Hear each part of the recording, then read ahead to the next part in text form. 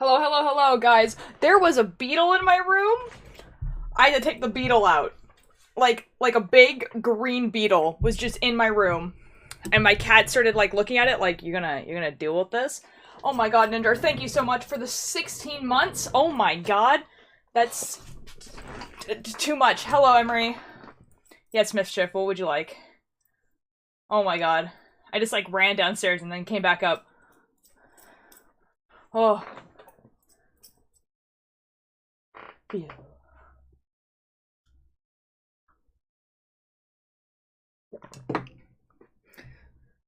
Jam that square peg in the round hole in your heart.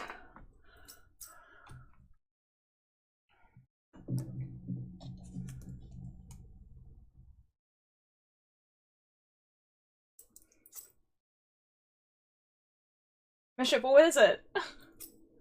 Exactly the way that everybody else is. Okay, well, guys, I came back from con. I'm back. Oh my god. We knitting. Yo, let's go. And also I'm streaming early because I was like, wait until 4. And then I was like, you know what? Let's just do a really long stream today. Hello, Uma. You better have one hell of a plan. Just that we keep this informal, 'cause a normal human being and a being to pretend to be normal, guess that the least that I owe ya, be normal in all the way that I couldn't be, yeah, yeah. Come on, come on, yeah. So have you done the knitting time I redeemed last stream? No. I can redeem your points. I can give you back your points, though. Sometimes Chatterino just doesn't show me stuff. We should spend all our eye points for fitness checks. Fitness checks?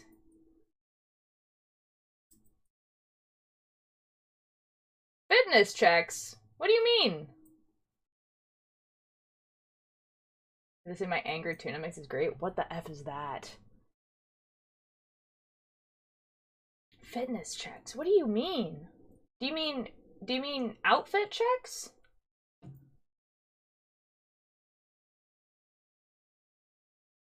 Fitness checks.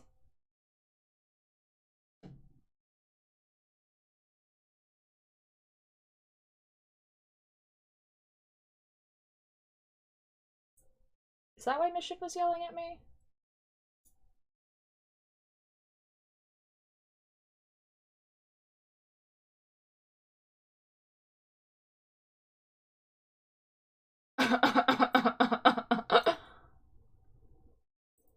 It's kind of funny, actually.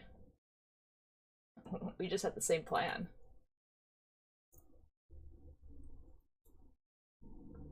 Is it? But what is angry tuna mix? Wait, what was I checking? I was checking something. Oh, right. Giving back shadow points. Rising comes crashing down. I heard that you'll still be around. And you then hit the scound. It was broken up the ground. Now you'd get through World War III as long as you were there with me. Nowhere else I'd rather be. Numbers into anarchy. It's an auto-generated mix from Spotify. What? You get the weirdest effing named mixes. Like, mine are not named the things that yours are.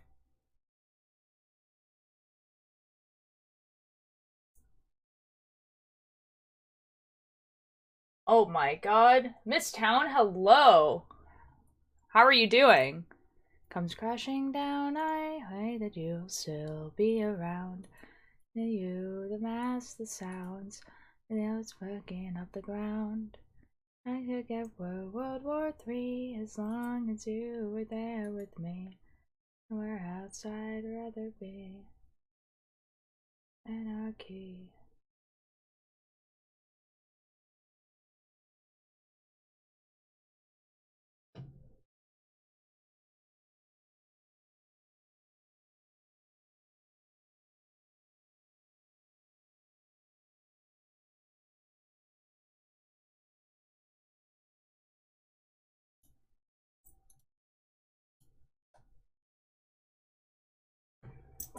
The other good one are Battle Clown and Dogwater. The whole playlist is on. What the F? What the F? I don't get these. Like, okay, let's go to my home. Like,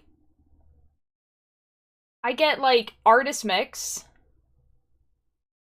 Like, it'll be, like, Will Wood mix, punk mix, whatever. And then it will, like, give me playlists that are already made. Where do I find these? Where are you finding these? I have one that's called Video Game Soundtracks. I have the Liminal Space one.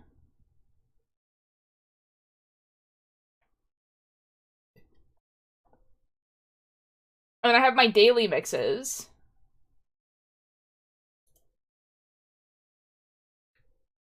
Bro, type in mix into the search and the wild stuff comes up. Okay, so it's not made for you. It's just stuff that exists. That's totally different. I thought you meant that Spotify was, like, giving you mixes. That's made for me? Okay. I'll bite. And you could kiss the skin on mine, it makes you feel good. So if you want it, not sure if you need me to. Like, there's Goblin Core mixes by Spotify, but it's not for me. It just exists. Yeah, these playlists are not made for you. It just exists.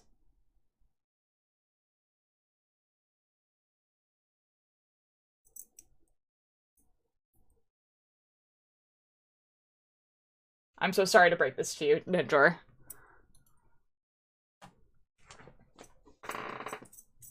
I'm gonna go back to listening to RPG music. Okay, bye Uma. Thank you for the lurk. No, they are. If you click on it, it says made for the name at the bottom. Okay, I'm gonna go look at the one that the Angry Tune mix that was made for me, and it's probably gonna be the exact same songs that's on yours. Nothing. I really hope it's nothing. Can you kiss the skin for my lip if it makes you feel good? If you want it, not sure if you need me to. It just says Angry Tuna Mix music picked just for you. And it's just a bunch of songs I've never heard before. So I'm guessing it's the same for everyone, or maybe slightly different. Yeah, so it's probably just the same for everyone, or very slightly different. What do you mean it was made for me? The world doesn't revolve around me? I know! Listen. I am a total dumbass. State of constant paranoia. My head on every door frame, you see go through. I know the happiness is made with rows and rows of very tempting parking spaces. I'm a paranormal realist. I know you're gonna kill me if you kiss the skin from my lips if it makes you feel good. I'm not sure if you want it, not sure if you need me to. And you can taste the beer on every guy who talks to you. Not stay awake forever. Made your cat stay awake forever. And you could taste it on my lips if it makes you feel good. Not sure if you want it, not sure if you need me to. When you can taste the beer on every guy who talks to you. You can't stay awake forever. You can't stay awake forever. Took with my friend and ours have very different playlists. It's so weird. Why would they call it that then? What does that even mean? Hello! Guys, there's a cat in my room. She doesn't know she's on screen. Hello guys, I am back from con. Yo! Con was fun. I don't know if I have like anything really to show you guys, really. I don't know. You know? So I got distracted by something. Ah! Hold on.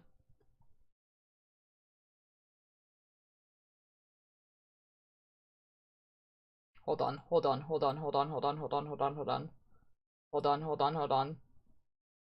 I wish I could be a girl in the way you wish I could be your girlfriend, boyfriend.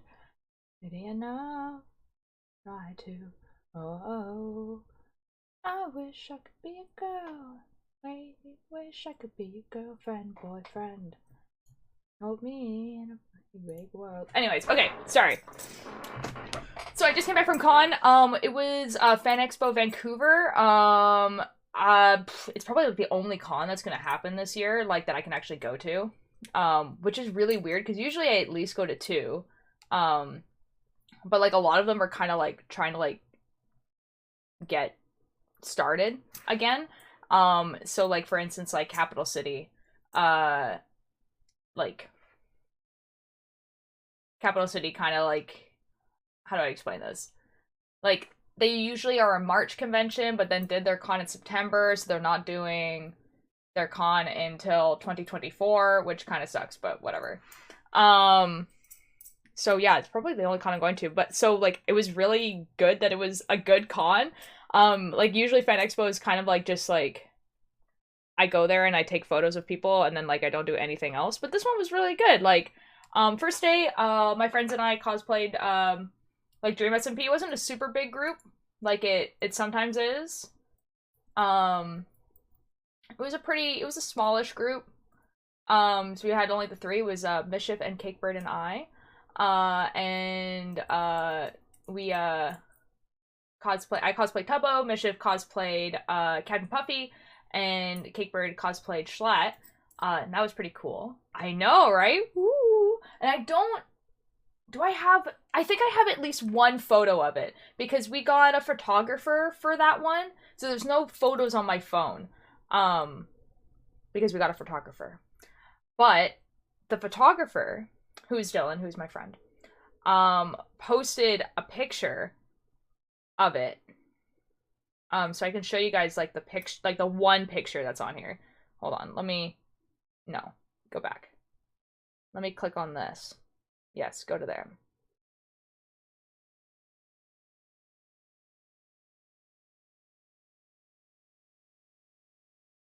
This one.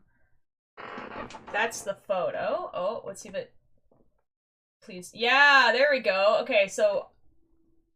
Me, Tubbo, Cakebird, Mischief. That's our photo. That's like the one photo you guys are gonna be able to see because I don't have any other ones on my phone. That's it. And like we probably won't get the photos for a little bit because Dylan does like actually like a lot of like kind of like editing and everything like that on them. So there's that. Second day, I cosplayed Kane from Malevolent. Like it's a popular podcast, but it's not like Magnus Archives popular, so like no one recognized me the entire day. And that was also the day I actually bought a ticket to go in. But they only had tickets for after 2 p.m. So basically Cakebird and I just went there And sorry, we went there and we bought their tickets, and then they were like, we couldn't go there until 2 p.m. We were there like kind of early, and we're like, okay, I guess we were just going to go chill out somewhere. And there's like a bridge underneath the convention center. And usually it's open and people can sit there. But for some reason they closed it. And at the time we were like, oh, maybe they like close it till a certain time in the day. Because it's like, it's the building itself, like the convention center, is public access. So you can actually go in there whenever you want. And it's actually a pretty big tourist place. So we were like, oh, maybe they just, like, it's closed. So we were only like at one bit of it, which was fine. Like, we were the only people there. And we just hung out there for a bit. I played, like, stuff on the ukulele. We filmed some TikToks. We watched Generation Loss. Guys, Rambo released Generation Loss. Or at least, like, the first bit of it. And I think it was more of a proof of concept more than anything else. Yeah, it was, like, there wasn't, like, it was, like, kind of, like, lore things. But I definitely think it was more like, hey, guys, here's a proof of concept. This is how, like, you know, this is how, like, it can go. And it asked you questions, and then you would choose the video and what your answer was. And I got all of it right away, and then went back and then realized there was actually dead end endings, and I was like, oh. I don't know what that says about me as a person, but okay. We definitely have to, like, do it on stream where we do all the, like, the things. And there's also another thing that I want to do on stream, so I think they would go well together, because I think, like, that will take a long time, and the other one will. So we will do it. Unless he, like, releases something, bigger down the line, and then there's stuff like that. But I'm kind of glad it was a bunch of YouTube videos. Tari, hello! I'm back from the exhausting chapters from my new conspiracy stories lore. Ooh! What is that? Ooh, tell me more. Back from exhausting chapters from my new conspiracy stories lore. What is that? Explain. I'm very interested. That sounds kind of cool. What was I saying? Oh yeah, so like we basically walked around, and that was the day that I actually went to the convention. I bought this lovely sweater. So it has like, it's obviously backwards on the camera, but it has like a little guy. He's cooking some stuff, and it has like little cooking things, little pot and pan, has camping supplies on the sleeve, and then Polaroid pictures on the other sleeve. And then I got a commander deck for Magic the Gathering. It was like, I didn't realize that it just didn't give you like a bunch of packs of like stuff. It just gives you a commander pack, which is fine, I guess. But I'm probably just gonna paint those cards and try and sell them or something like that. So that's what I got. I didn't get a lot of stuff, actually. Which commander deck? It's the one of the newer ones. It's actually I can show you. It's what's it called? A Warhammer one? No, Magic the Gathering. It's called Dubious Infection or something like that. I don't know. It's like for the newest set. This is the commander for it. This is a shiny that I have now. Hello, Tom! How are you doing? Yeah, this is, yeah. I started streaming first, I'm gonna fight you? Okay. Bishop, I didn't even know you were live until I went live. And I wouldn't have known unless you, like, you said brov in my chat 5 times. And then I asked what was going on. You didn't answer, and I was like, okay, maybe something happened. And I looked at the Discord, nothing was there. And I was like, okay. And then I went to go check something else and noticed you were live.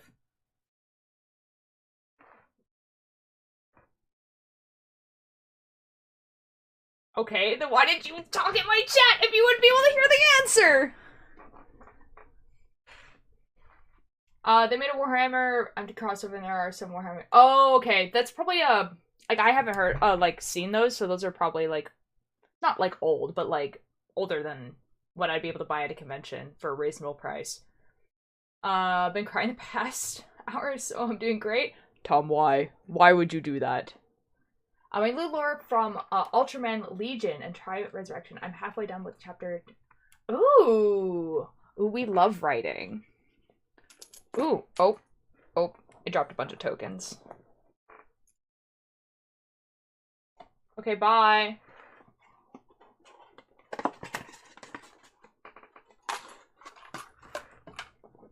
Guys, don't we love it when friends come into your chat to self-promo and leave?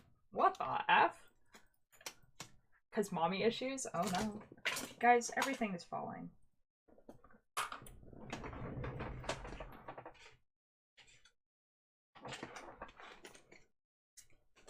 Okay, we're good. I forgot there was, like, cardboard things on the bottom. I don't think I dropped any. I think... Oh, there's one. Okay, I think we're good now. Anyways, so it's one of the newer ones. And so it's like basically the whole idea is to get your opponent to have like a bunch of poison counters on them, and then if your opponent has 10 poison counters, they lose the game. So like the whole deck is that's what you do. Like you just have poison counters, and if they have a lot of poison counters, they have a lot of negative effects. Which is kind of cool. So that's what I have, but I'm probably just gonna paint a bunch of the cards because I don't really play like the game physically. So if you play, everyone will hate you. If you play this, everyone will hate you. Nah, man, it sounds fun. I love mommy. She's like this, like toxic is literally a toxic mechanic. I don't know, man. Bro, anything to make a player hate me. Real. Genuinely. Like, anytime a blue player hates me, I win, you know? It sounds kind of fun, though. I don't know what because there's two that came out because there's, like, I don't know, there's a war going on in Magic. There's lore in Magic the Gathering, and I kind of, like, vaguely pay attention to it. I think this might be too bright. Yeah, it was a little bit too bright.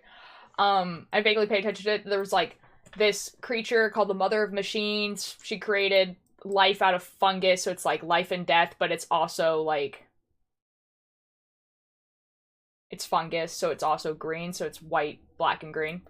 And so blue and red is, like, the opposite side, and they're fighting each other. So there's two different commander decks. One is white, black, and green, and the other one is blue and red. And you can get those two, and I got the white, black, and green. It adds 1 year of life to alter for every blue player they piss off. It does. Real. Especially if they really try really hard to mill me out and then don't realize that I need 3 lands to play. I need 3 lands and, like, 2 or 3 monsters, and then I win. Because, like, I have a life gain deck that's, like, the worst. It's, like, it is the most toxic... Yeah, anyways, I love it, but it's no longer in standard, so I can't really play it anymore. And I don't think life gain is really in meta right now. Like, life gain was super in meta during Strixhaven. Like, a lot of things, like, really, like, played into that. And it's just not right now. I feel like if I try to make a life gain deck, I would get absolutely demolished by a lot of the things that are going on right now. But I haven't checked for a while, so... Who knows? You know? Who knows? Yeah, that's what we did the second day. And then the last day I was dressed up as Jonathan Sims from the Magnus Archives. Cakebird was dressed up as Michael. And then Atlas, who is sometimes in chat, was dressed up as Jane Prentice. And so we did a few photos of that. I have a lot of TikToks. I have like a TikTok blog of all the ones if you guys want to see them. But I have a lot of TikToks, which I'm excited about because like I haven't done TikToks on this phone because it's a new phone. So I'll actually be posting stuff, you know? You know, stuff will actually get posted. Here, I can give you guys a sneak peek. A sneak peek of Tubbo, because I feel like a lot of people know who Tubbo is. Oh my god. It's making noises at me. Let's see. Which one can I do of Tubbo? Which will be funny? This one's kind of funny. Okay, here you guys go. Thanks. that I think are great, and I like for it to stop. I'm very tired. Things keep changing very fast. That's a good close-up of, like, my scar, too. I think I did pretty good scar makeup. For it to stop. I'm very tired. Things keep changing very You know? fast, and not in... So that was good.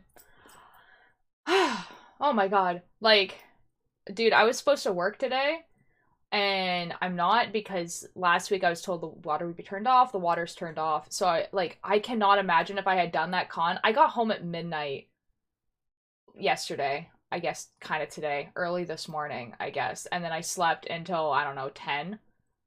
So, like, if I had to work today, like, I cannot imagine how tired I would have been. Jesus.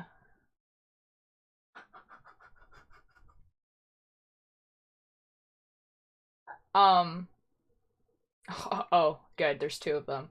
So, I have a question for you guys, both of you that just came into the chat. If you're not bots, you might be bots, which is, you know, fair. Do you think I have any power either way of keeping that man in or out of prison? Or anyone in this chat, really? You know?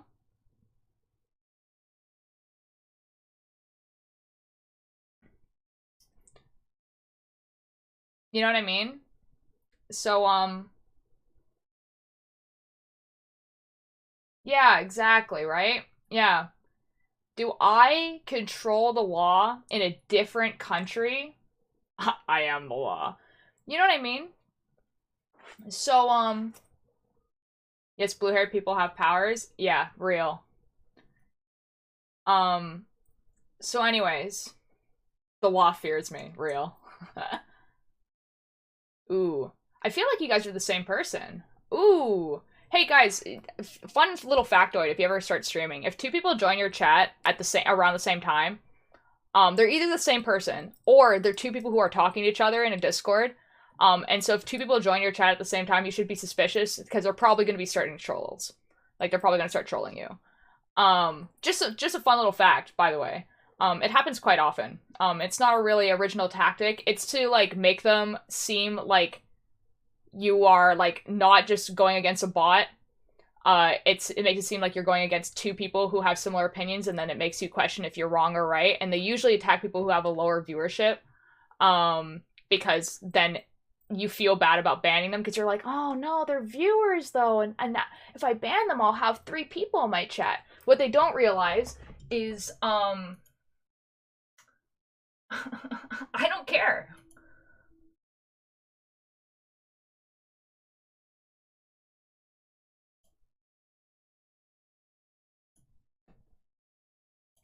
So anyways, that was fun.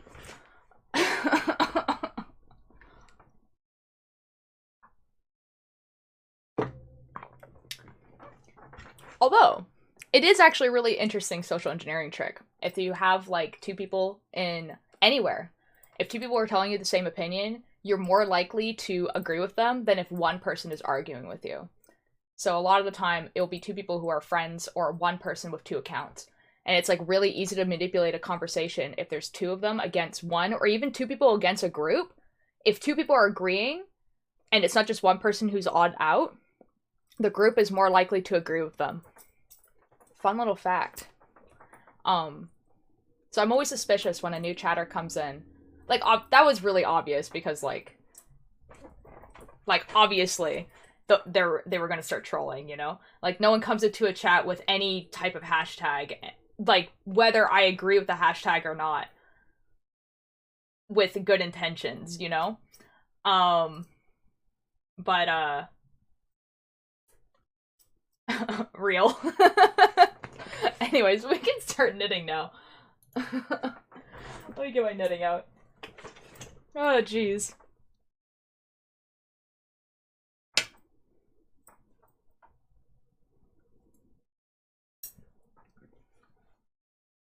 Toxic is toxic. Exactly.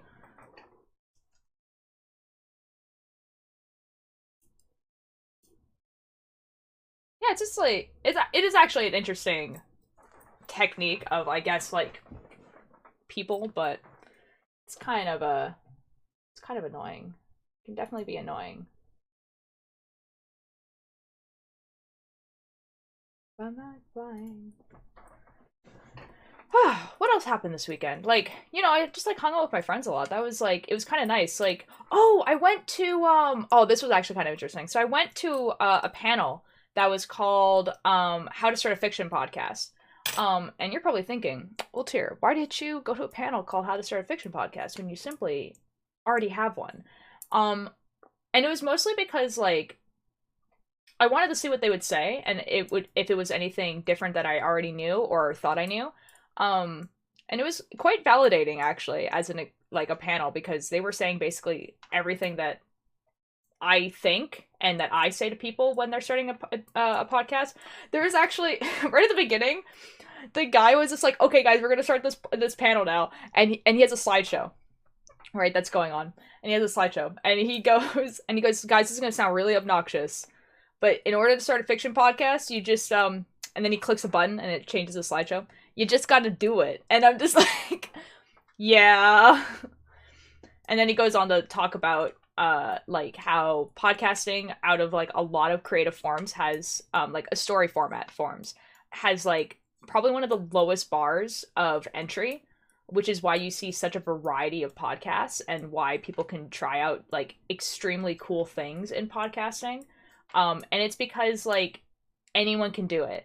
And like, someone will say that and you're just thinking like, oh, like what, like people say that about everything all the time. And it's just like, but it really like, because unlike making a TV show or a movie or even writing a book, podcasting is, if you're watching a Twitch stream, you have all the tools you need to start a podcast. And what that is you need like something that can record your voice, which can be your phone. There are apps on your phone that record your voice. Something that could save such recording, like your phone. And a place to post it, YouTube. So like even if your like podcast that you make is not necessarily like on Spotify or whatever, you can still like make one and it can go on YouTube. And it has like such a lower bar of entry just in the fact that like you don't need to make props. You can have just yourself talking, so you don't need to hire any actors. You can have it be improv, so you don't even have to like write very well. Like, you know what I mean? Like, there's just such a low bar of entry for podcasting, and that's kind of what the guy was saying. And he took questions at the end and everything like that, which is kind of cool. And then afterwards, there was a question I wanted to ask, but I didn't want to ask it in front of everyone.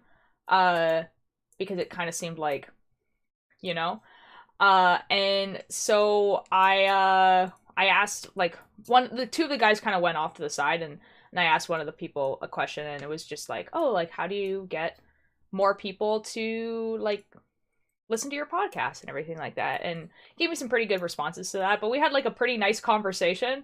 But I think like the funniest part of the conversation was he was talking about how he used to listen to like radio dramas. And he says something along the lines of like, "Oh, I'm probably a bit older than you guys," pointing to me, Liam, and Cakebird. And then later down the line, it came up that I was 26. So I said that I was 26. And then he looked at me and he was like, "I think we're closer in age. Like, we're closer in age than I thought." And I was like, "Yeah, that happens a bit. That happens a little bit." Oh my god. I think this guy was like, he must have been in between the ages of like 29 and 33. I probably could actually look it up. It's the people who ran the panel are the people who write the podcast Escaping Denver, which I had heard of before, but I hadn't had time to listen to yet. It's about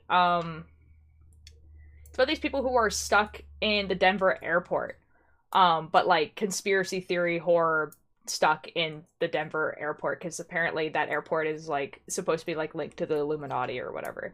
So I'm definitely going to give it a listen, because I'm been having a little bit of a drought of like horror podcasts to listen to. Like I listened to like Red Valley, and Red Valley has left such like a hole of like I want to listen to things like Red Valley now.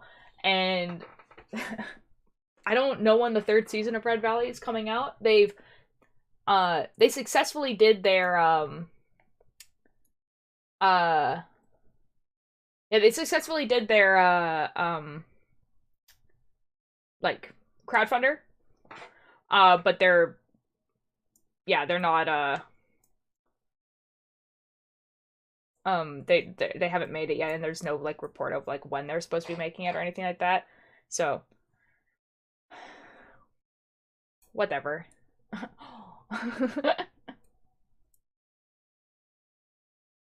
But yeah, so that'd be the next podcast to listen to. There's one that actually Liam um told me I should listen to, and I haven't yet. Anyways, that's been my weekend, and I'm like, I've been losing my voice all weekend, so if my voice sounds a little bit, that's why. But I don't, I don't know if it's because I've been just talking all weekend, or if it's because I'm catching a cold. But it's been like the same amount of the whole weekend, if that makes sense. Like it hasn't gotten worse.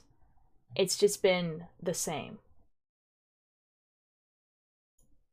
I'm gonna join a VC in case anyone wants to join me. I'm gonna mute myself though until someone joins me.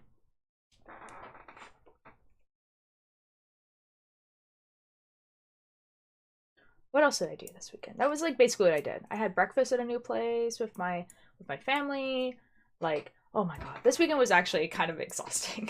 Like, again, haven't been to a con in a little bit. Like, I guess it's September. I guess it hasn't actually been that long. It just feels like it has. But that's like the last con until next year, which is weird because it feels like con season is just starting.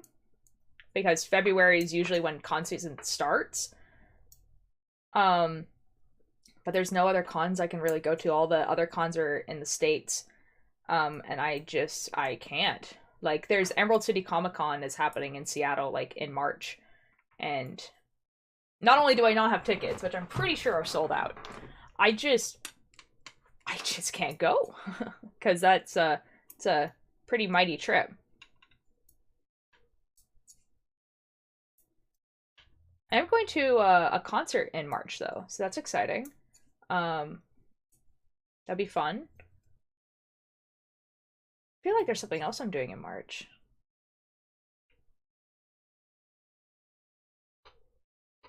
Could turn the music up a little bit until someone joins. Saturday night.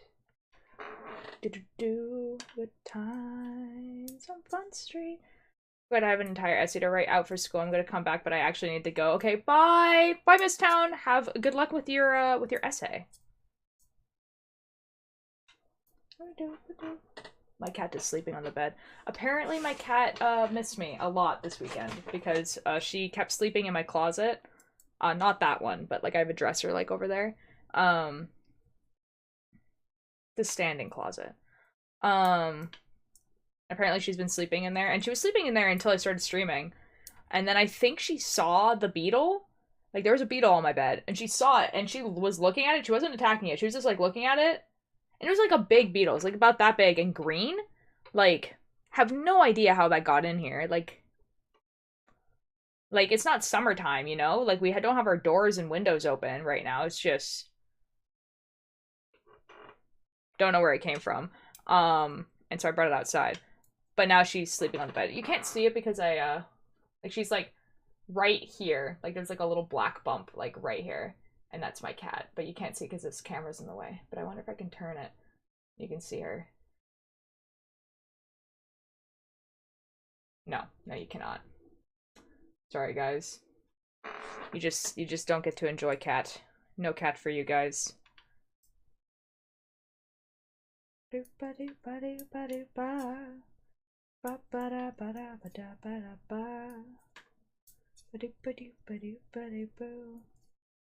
also a little disoriented because I got home at like midnight, or at least I finished unpacking at midnight and then like didn't go to bed until 1 and then woke up late, and not only does it feel like it's Monday, but it also feels like I should be at work.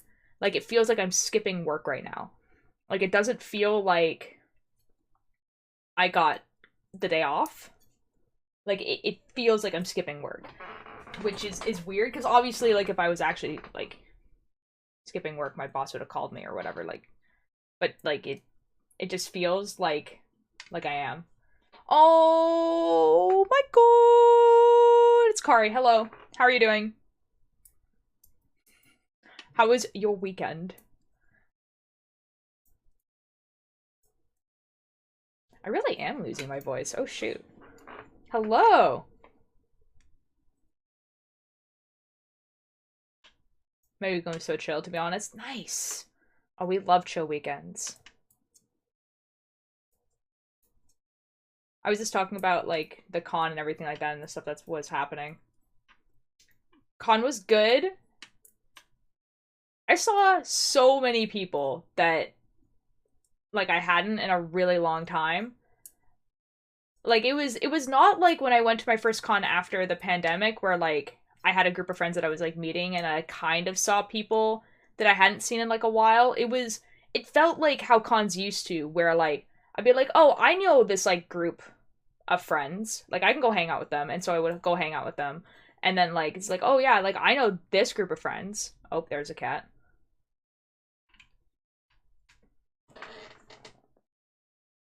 Oh, back down she goes. Yep, there we go. Haven't been to a con since I was, like, 8. Oh my god, wow.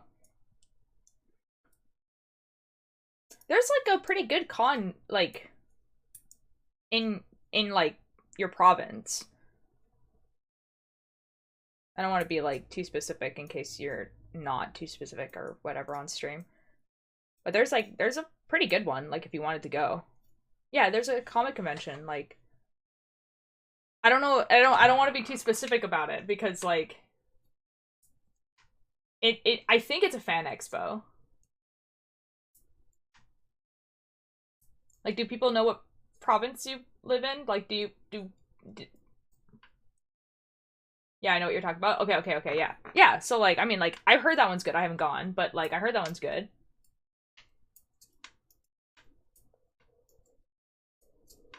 You know, only if you wanted to go to one. I'm not sure when it runs or anything.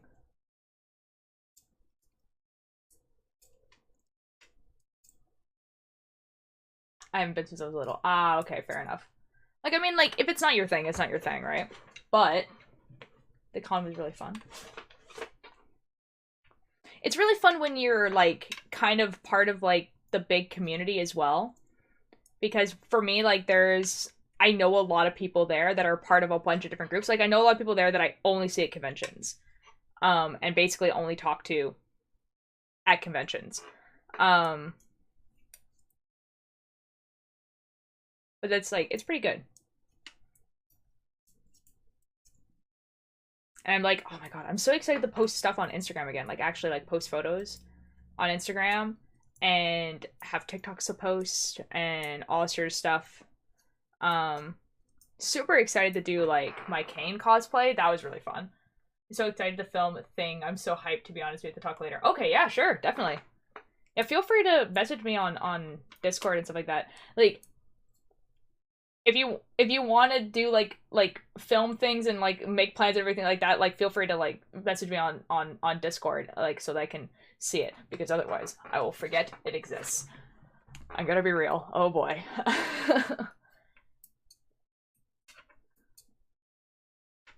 What was the, like, oh, I posted my cosplay of Kane on Tumblr, because, like, I usually don't post cosplays on Tumblr because people don't usually do that in general. But I was like, oh, you know what? Like, the malevolent community on Tumblr is a pretty significant amount of the community, I think. And, like, I know the creator is on there as well. And I posted it, and I'm the only person, not only in the Kane cosplay tag, but in the malevolent cosplay tag. And then I was like, oh shoot, like, maybe it's just because Tumblr is like that. There's not a lot of people who post cosplay in general. And then I looked at Instagram. There's no malevolent cosplays on Instagram. There are none.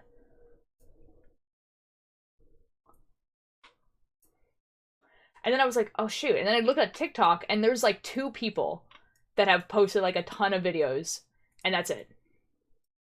Yeah, I just wanted to be you to do your con before I. Oh yeah, fair enough. No, fair enough, fair enough. Yeah, like it was a surprise of me getting this week off, so I wasn't planning on going on until like this weekend basically, so like Friday or whatever. But I might be able to actually do a little bit earlier than that. Guys, I've been invited to a new SMP, and by new I mean new to me, not new in general, because it's been going on for a bit. I'm very excited. It's gonna be interesting. I'm actually quite. I don't know what the Malevolent Spell Check fandom. Oh, I think that's how you spell it. I'm very dyslexic. That looks right. Malevolent is a podcast. It's a horror podcast. And it's very good. But it's very horror. And so if you don't like horror, you will. Yeah, it's on Spotify. If you don't like horror, you will not like Malevolent. It's very horror. It's I can give you kind of like a brief summary of it. It's about this character who gets a demon stuck in his head. Perfect. Hi, Keith. I'm a big horror fan. Excellent. You would love Malevolent. It is yeah, it's about this guy who gets a demon stuck in his head. The demon has control of his eyes, so the person cannot see. But the demon can see out of his eyes, and so like they both want to not be in the same body, basically, obviously, and so the demon has to like guide him around. I just woke up. Well, good morning. It has to guide him around because the main character is essentially blind at this point. And they have to figure out how to get the demon out of his head. Essentially, that's the whole story. Yeah. I cosplayed a character that doesn't show up until episode 20. So, but he's the best character. Each episode is an hour long, which is kind of nice, but it does release once a month. It releases at the beginning of the month. So, like, don't rush through it. Like, take your time. Because, like, you know, I just pulled it up. I'm going to listen to it a bit. I'll let you know what I think. Yes, please do. If you want to send me live reactions, like you're listening to it and you just like want to, I love that. But yeah, it's fully soundscaped and everything like that. So like it's like, you know, for example, if someone gets their throat cut, you hear it. So it's like if that's not your jam, don't listen to it. I'm quite expressive. Excellent. It's actually my favorite thing, especially the silly boy. He's just a silly little guy. My favorite thing when people, specifically when they start listening to the Magnus Archives for the first time, is getting live reactions. Especially when they get past season 1. Now I love 13 Ghost Horror vibes. Okay, excellent. Okay, good, good, good. I just have to give that warning because, like, I feel like when I tell people it's a horror podcast, they don't realize, like, how, like, not necessarily scary, but kind of like gross it could actually be because there's no visual element. So, wrong day, it's due next week. Oh, that must be a relief. Welcome back, Miss Town. Oh my god, that must be a relief. Oh, good god. I almost had a stroke. Jeez. Yeah, I bet. Oh my god. Love your hair, it's fluffy. Thank you. Would you believe it's naturally like this? Obviously not the color, but it do be curly. I took a shower this morning. And it's, this is how it dries. It's actually, more fluffy than usual because I didn't, scrunch it up as much. So it's a little bit... That's amazing, thank you. It's the Italian. I want that when my hair is wavy. Oh, fair enough. If your hair is wavy, it might actually be curly. I would look up how to do the curly girl method. It's just called that. But like basically it's just like how to not brush your hair, essentially, because like what kills curls is brushing your hair. But like essentially what it is, like very, very basic, is like, you know, you do all the normal things you do in the shower, you shampoo it, conditioner, whatever you do. And you would brush it in the shower. And then how you would dry it is you would like you either there's two ways of doing it. So if you have really long hair, people will take like a bowl of water and do this with their hair, so they have the hair in it and they do that with it, and then they do it on the other side. And then what they do is they take a towel, do the same thing, so you scrunch it up, like that with the hair. And then you kind of do this all the way down, do that again, and then you just let it dry. And then it will like, is I had trained straight hair, and then my Italian brother found out and got upset, and now we're training it to curl again. Oh, nice, nice. Let's go being Italian. It's naturally blue. Canon, real. Yeah, that's why you can definitely not see the roots of my hair, and yeah, real. Oh my god, yeah, I know. See, like I have when two older brothers. I'm the oldest, and I have a younger brother and a younger sister. But my brother, like my brother has pretty short hair. So like, you know, he doesn't have to do any of this. And then my sister, I think got more of my dad's hair than my mom. So she still has curly hair, but it's not as curly as this. And it is longer, but it's like, but she also doesn't do curly hair method, you know? So like,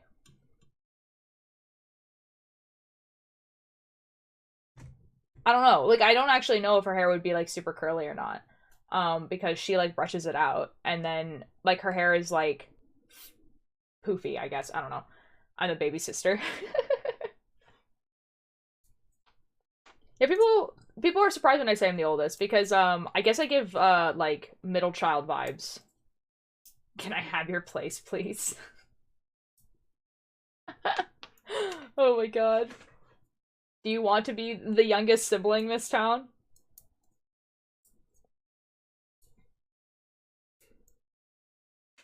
I don't like being the oldest. I can't sleep. I sleep in anymore. Oh. I do like being the oldest. I feel like I fit the role really well of being the oldest. Like obviously it's the only role that I've ever had to play, but I feel like I fit it really well. I'm also like the oldest person in my friend group as well. And I kind of don't want it any other way. So, I don't know. Yeah, I guess the two older protective brothers. I wouldn't say I'm very protective necessarily in the like if they any either of my siblings were like, "Oh, I'm gonna do something stupid," and be like, "Okay, have fun, I guess, lol." But definitely like in the way that if like someone like intentionally hurt them, I'd probably like be pretty protective of that. But that hasn't happened to my knowledge. So I don't know. Never mind, I take it back. Oh. Like I get like how that could be like kind of like sucky, but also I feel like it's pretty good to have people looking out for you.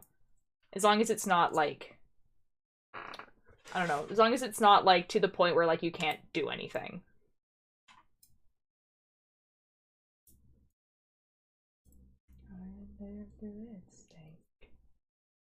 What is the temperature outside right now? Because it feels very warm in my room. It's like 5 degrees, and it's so warm in my room.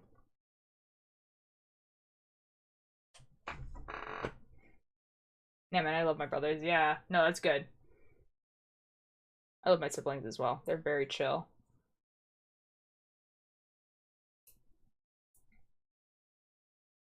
Oh, you know what? I think another reason why I feel so disoriented is I just simply haven't left my room today. Like, I went to go grab food, but like usually I go on a walk if I have the day off, and I just didn't today. There's a few things in life I fear. Angry Altair is really effing high on that list.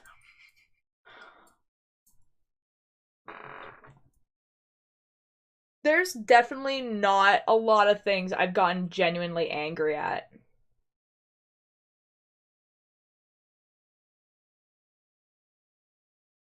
Like there's some things that I've definitely like been like upset with or frustrated with, but like genuinely angry, I don't like I can't think of one,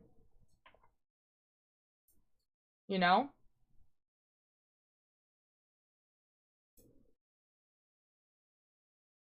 You have met one of my brothers? You met Bat, he is a chill one. Oh, I didn't realize you guys were siblings. Oh, that's awesome. That's really cool.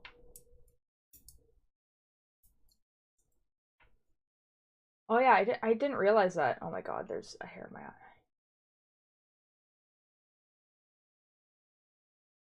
eye. Like, both of my contacts before stream decided to just...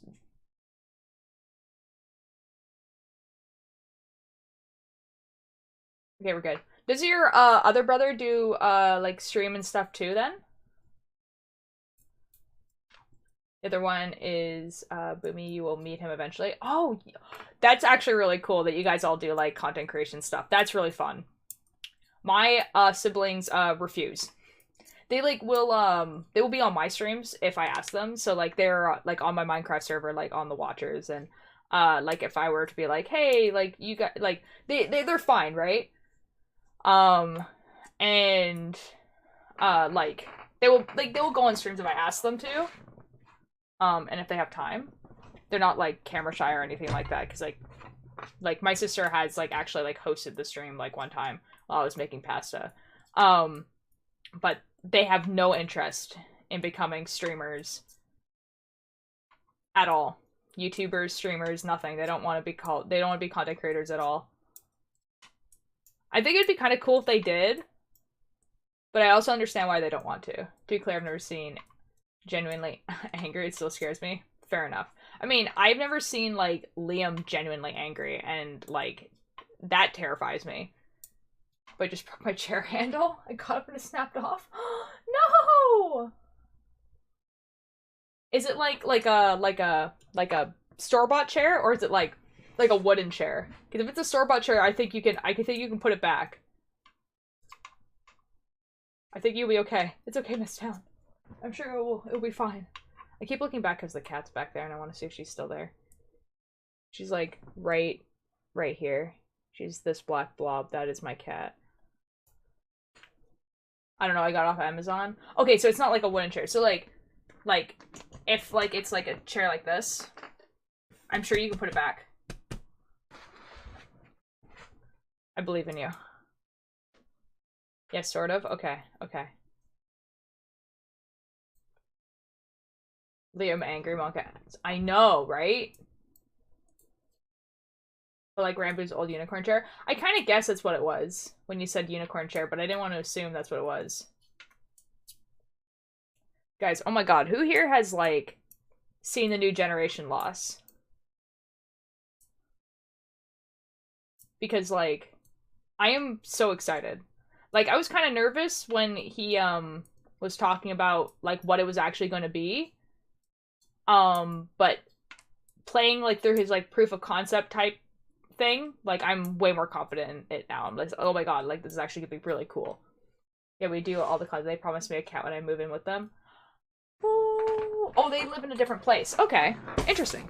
Jeez. I just want to sit up. We're good. This is fine. A little bit. I dropped it in completely out of context. Oh, okay. I mean, there's not really any context, to be fair, with it. Like, there's one video out, like a teaser trailer thing out. Ooh, fit check. They do the adulting in the USA. Ah. See, I think that's why that's why I didn't assume that you guys were siblings. Fit check. Fit check is... We have the new sweater that I got at the convention. So like Liam, Spoons, Mischief, Cakebird, and I all got sweaters from like the same person at different times. So we all have different shirts. They all have different designs on them, but they're by the same artist. Which is kind of cool. I kind of like that. That's kind of cool. So that's what I have. So it has like, it's like a little camping thing on it, and it has like little Polaroid pictures on the side here, and then it has camping gear on the other side. I think that's pretty cool. And then it's just leggings, you know, with like fur in them. Oh, and I have like the Bilzo shirt, like I don't know, the Bilzo shirt, you know. It's awesome. It's kind of fun, actually.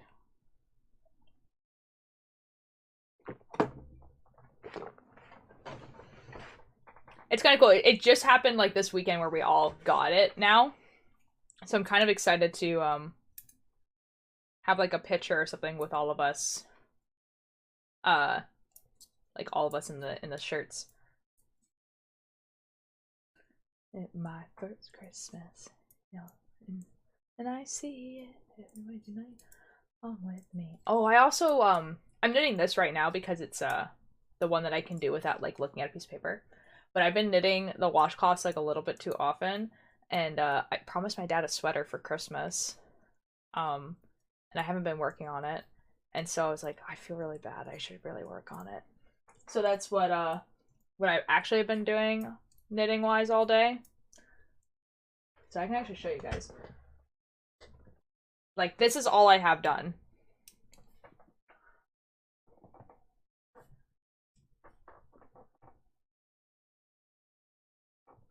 So that's what it looks like. It has white at the bottom. Has like this cool symbol on it. It looks small because it's not like spread out, but it is actually about this big with like needle to needle. I need to talk to him again because he wanted like that and then like a white stripe like right here. And then like a white stripe on the sleeve. And I don't know if it would look good like that. I think it would look better with just like collar, like the cuffs, the sleeves, and the bottom of it white and the rest brown. But it's not my sweater, so like it's really how he thinks about it. And also I'm pretty sure I don't have enough yarn. Oh, there's a cat again. Artemis, how you doing? Yeah? Yeah, you look really tired. What's going on? Is it too warm in here? It's kind of warm in here, right? I feel like I should open up the window. You guys are gonna open up the window. Cause it's like, I think it's definitely just the sweater that's like super warm, but like, you know.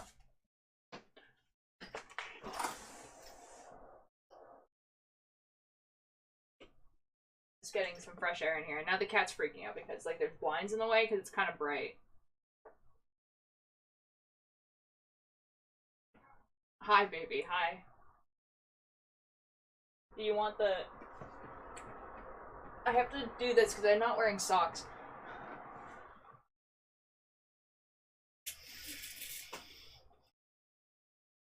How's that? How's that? She's hiding behind me. What? Oh, hi.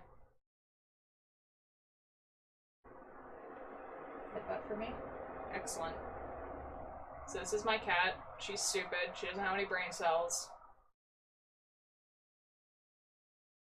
Yep. How are you? Artemis. Artemis. Artemis. You're such a good girl.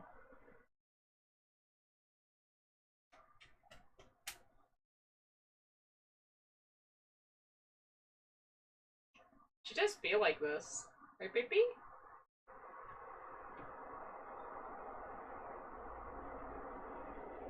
Okay. You have fun with your nap. Speaking of cons, what other cons like Fan Expo are happening this year? I don't know the names of the local cons, so it's kind of hard to look them up. None. Absolutely none. There are no other cons this year. That's not even a joke. None. None of them. None.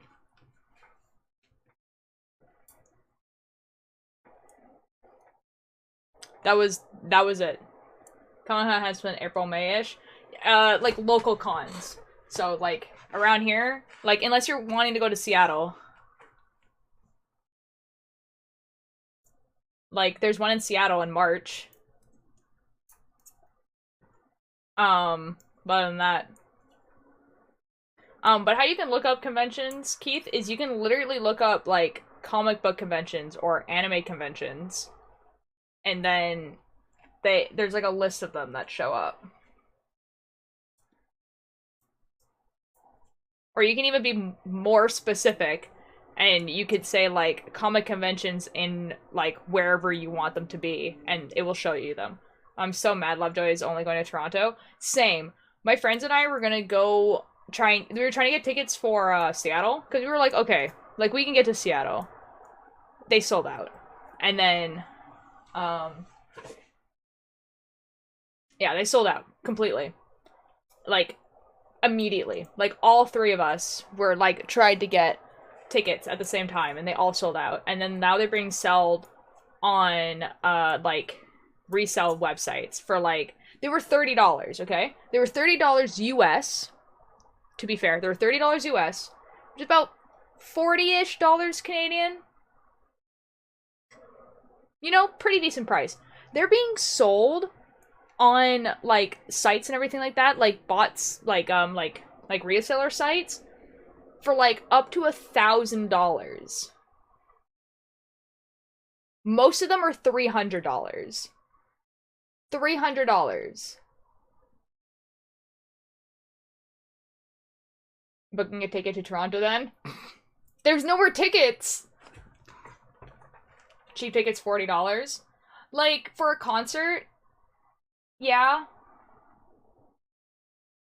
Average concert tickets are like 80. No, exactly. No, exactly. That's what I mean. Like, it was because they're going into a theater, right? So the theater has like 300 seats or something like that. Like, most theater places are that cheap. I think my cat wants to leave. You want to leave? You don't have to. Okay. I guess I close the blinds then.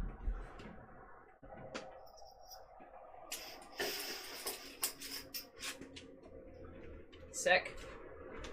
Yeah, I know, cries. Like, my friends and I, like, there's like a queue that you could like sign up for, right? First of all, we were going for like the pre-order tickets, like the day before they sold, and then those sold out, and then we were like, logically I was thinking, oh, it's probably because they only have a limited amount of pre-sale tickets, and that's why they sold out so fast. And then we went to like the next day, we tried again, sold out immediately. Like, genuinely, like, I feel like no one got the tickets, like, except for the bots, like, no one got the tickets for as much as they were actually selling them for. Like, I think anyone that's gonna be at those concerts bought them from resellers and paid, like, a ridiculous amount for them. It's crazy. For my Christmas gift this year, my dad got me and my mom Blink 182 tickets. Ooh! Oh, that's fun! Oh, I love that. Yeah, like, okay, you know what's even suckier about the Lovejoy thing, is that I think this is, like, the last tour where they're gonna be able to pull off, going to, like, smaller venues. Like, the venues where there's only, like, 300 people in them. Like, because with their new release, they, like, got on 3 different radios. Their song is in the top 40 in the UK. I think it's, like in the top 10 right now. They went from having 1 million monthly listeners to 3 million monthly listeners the last time I checked. So, like they're really blowing up now. And so I feel like the next time that they come over, like, to North America, they're gonna have to play in big concerts, like halls. Like, they're gonna have to play in venues that hold, like, thousands of people. Like, there's no way that they're gonna be able to do small venues anymore. And I'm not really mad about the fact that the tickets will be more expensive. I'm more mad about the fact that, like, Lovejoy just, like, is such an indie band, and I just wanted the feel of, you know, seeing them in, like, an indie setting. So, like, either a music festival or, like, a small music festival, or, like, in, like, a pub. And I just don't think that's good, I'm gonna be able to do that. I heard their song on the radio and called them stupid and turned them off. I was in shock. I mean, it's definitely for a certain, like, audience. I mean, like, there's probably a lot of very popular bands where I don't like the music of. Proud of Overdose? Oh yeah, like, I'm extremely proud of Lovejoy for what they've done. Like, obviously, like, it's just, like, it kind of sucks that, like, it kind of sucks for the people who were, like, listening to them from right like right at the beginning, because like for Lovejoy, like I followed their Spotify account like immediately. Like I'm like one of like the first like 5,000 people, maybe even less, because when I looked up their name on Spotify, like it wasn't even the first result to show up. You had to scroll down and like find them, and there was no music on there. Like, so it's just kind of like I wanted to see them.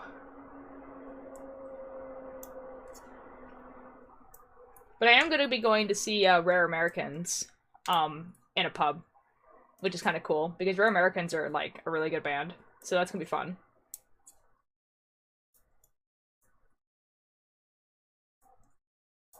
I don't know. We'll see. We'll see. Maybe they will add more like Canadian places, and then it will be easier to get tickets, because if they were to do a place like in Vancouver, for example, I feel like there's not going to be as many people. So, oh, the only other Comic-Con this year is in Kelowna. No, that's what I was telling you, Keith. Like, there's simply no other conventions.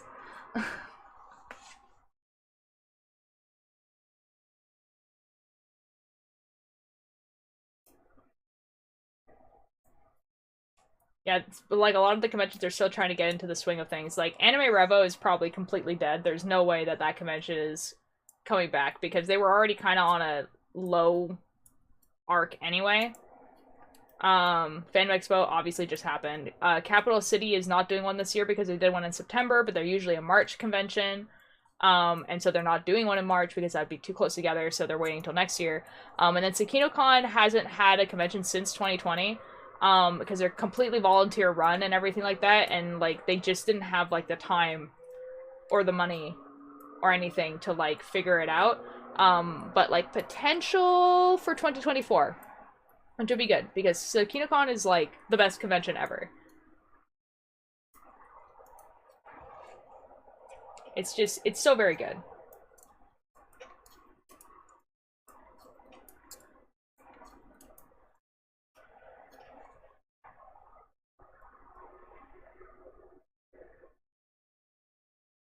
Sorry, my contacts are like freaking the F out. Like, I took a shower with them in, and they're like a little bit dry. If I had known that, I would have pushed to go to Fan Expo, and now I'm upset. Oh. I mean, Keith, wasn't it like you couldn't like afford it? Like, if you can't afford it, you can't afford it, you know?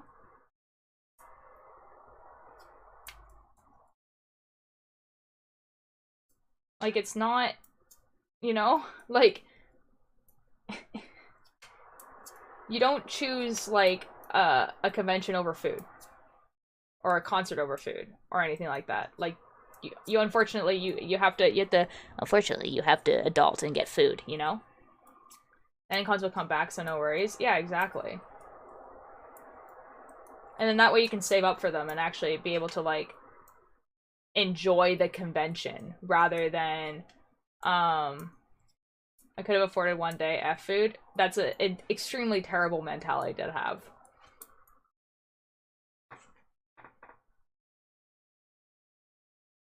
Like, yeah, because like it won't be fun. Like, it will not be fun if you're going there like and you have to struggle to find like a good place to stay, struggle for food, struggle for like everything else, and then it's like a repercussion happens where like you can't have anything afterwards or anything like that, and then you can't buy anything at the convention. Like it won't be fun. It will be just stressful the whole time. Yeah, like it's way better for you to just like save up, and then next time you go to the convention, you're able to like afford a hotel room, you're able to afford food, you're able to afford to like get yourself stuff at the convention itself, and able to like relax and plan. More of a burden than an experience. Yeah, like it would not be fun.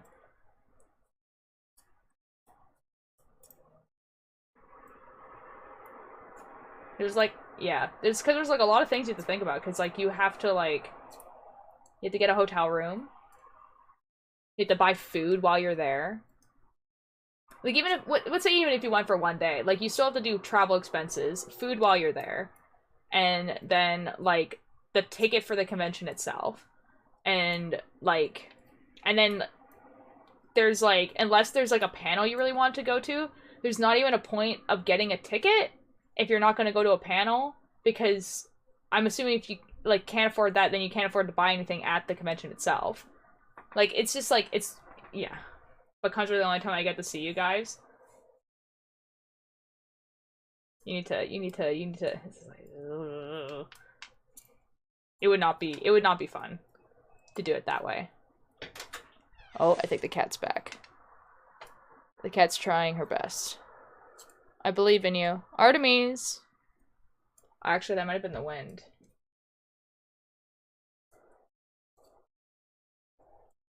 Oh, that sounds sucky.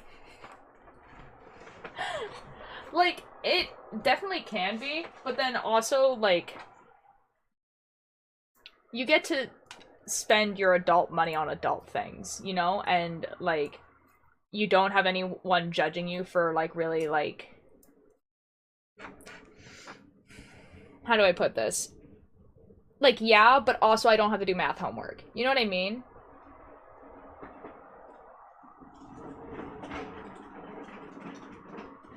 Can you guys hear that? That's someone moving the garbage around. I think someone's home. I think my father might be home. I'm at the young adult point of trying to get a job with no job experience. Yeah, that sucks. I was pretty lucky in that regard. Oh my god. Snow? Bro, I haven't seen you in forever. How are you doing? Oh my god. I haven't seen you since, like maybe a month after, like, Lifesteal, like, ended. I'm doing awesome. I just came back from a convention. So, like, my voice is kind of, like... Pretty sure I don't have a cold, because I've been having the exact same, like, kind of throat thing the entire weekend. And it hasn't gotten worse. I think I'm just, like, was talking too much. Because usually I'm not used to talking, like, all day, every day. So, like, I think I'm losing my voice a little bit. But other than that, pretty good. You know? We're just chilling, we're relaxing. Snow, do you know if Lifesteal Season 2 is ever gonna happen? Because, like, on one hand, I want it to, but also, on the other hand, it was the most stressful Minecraft experience of my entire life. You know? By the way, King Cosplay was top tier. Thank you! Oh, job experience things. I was pretty lucky about it because, I did babysitting when I was really young, and I also did a paper route when I was really young. So, if you're having trouble finding, like, a job, and it's because people are like, you have no job experience, what are you doing? I would suggest finding places that would let you volunteer. And then obviously it sucks, because obviously you're spending your time and you're not getting paid, but what it will do is give you a reference. So, like, you go to a place and you volunteer for, like, 6 months or whatever, even if it's during the summer, especially if it's during the summer. There's a lot of places that want volunteers during the summer. And try to get one that, like, gives you, like, a free lunch or something like that, because, like, a lot of the volunteer places do that. Thank you! Oh my god. Thank you, Borks. Borks? Tell me if I'm pronouncing your name right. But thank you. I do strive to be a punk in a sweater, you know? What do you mine for netherite at? Oh my god, I don't know. Bro, I don't know. I don't know. Oh, is it 12 to 15? There you go. And I think I left the Discord server. I moved it into a folder. Fair enough. Thank you. Works, how are you doing? Oh my god. Logan Crossing, thank you so much for the follow. How are you doing? So close to getting an internship with Steam. That's pretty cool. That's pretty cool. I remember one time I volunteered to do dog walking. I'm now banned from it until I'm an adult. It was one joke. Oh. Uh-oh. I had a great idea for my next children's book. Uh-oh. I feel like might be the setup for a really bad joke. Okay, yeah. I believe. I'll try to be lurking. Hi, Queen! Only slightly different stream. Oh yeah, you were streaming for like 6 hours today. The cats in the globes, they look amazing. They look so cool. Oh my god. No, but totally, you can just chill. We're just talking about this weekend. I told a lady her dog seemed yummy, and I'll turn it pregnant. Oh no. It's called Rory and Memphis Adventure.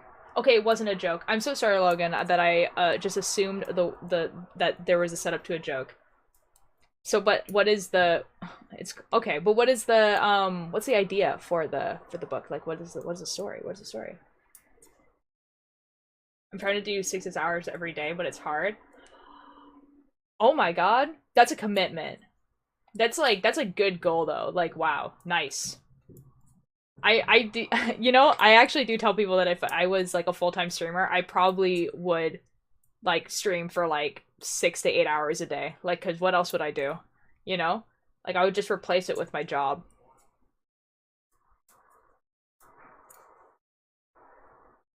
Yeah, but that is really cool for the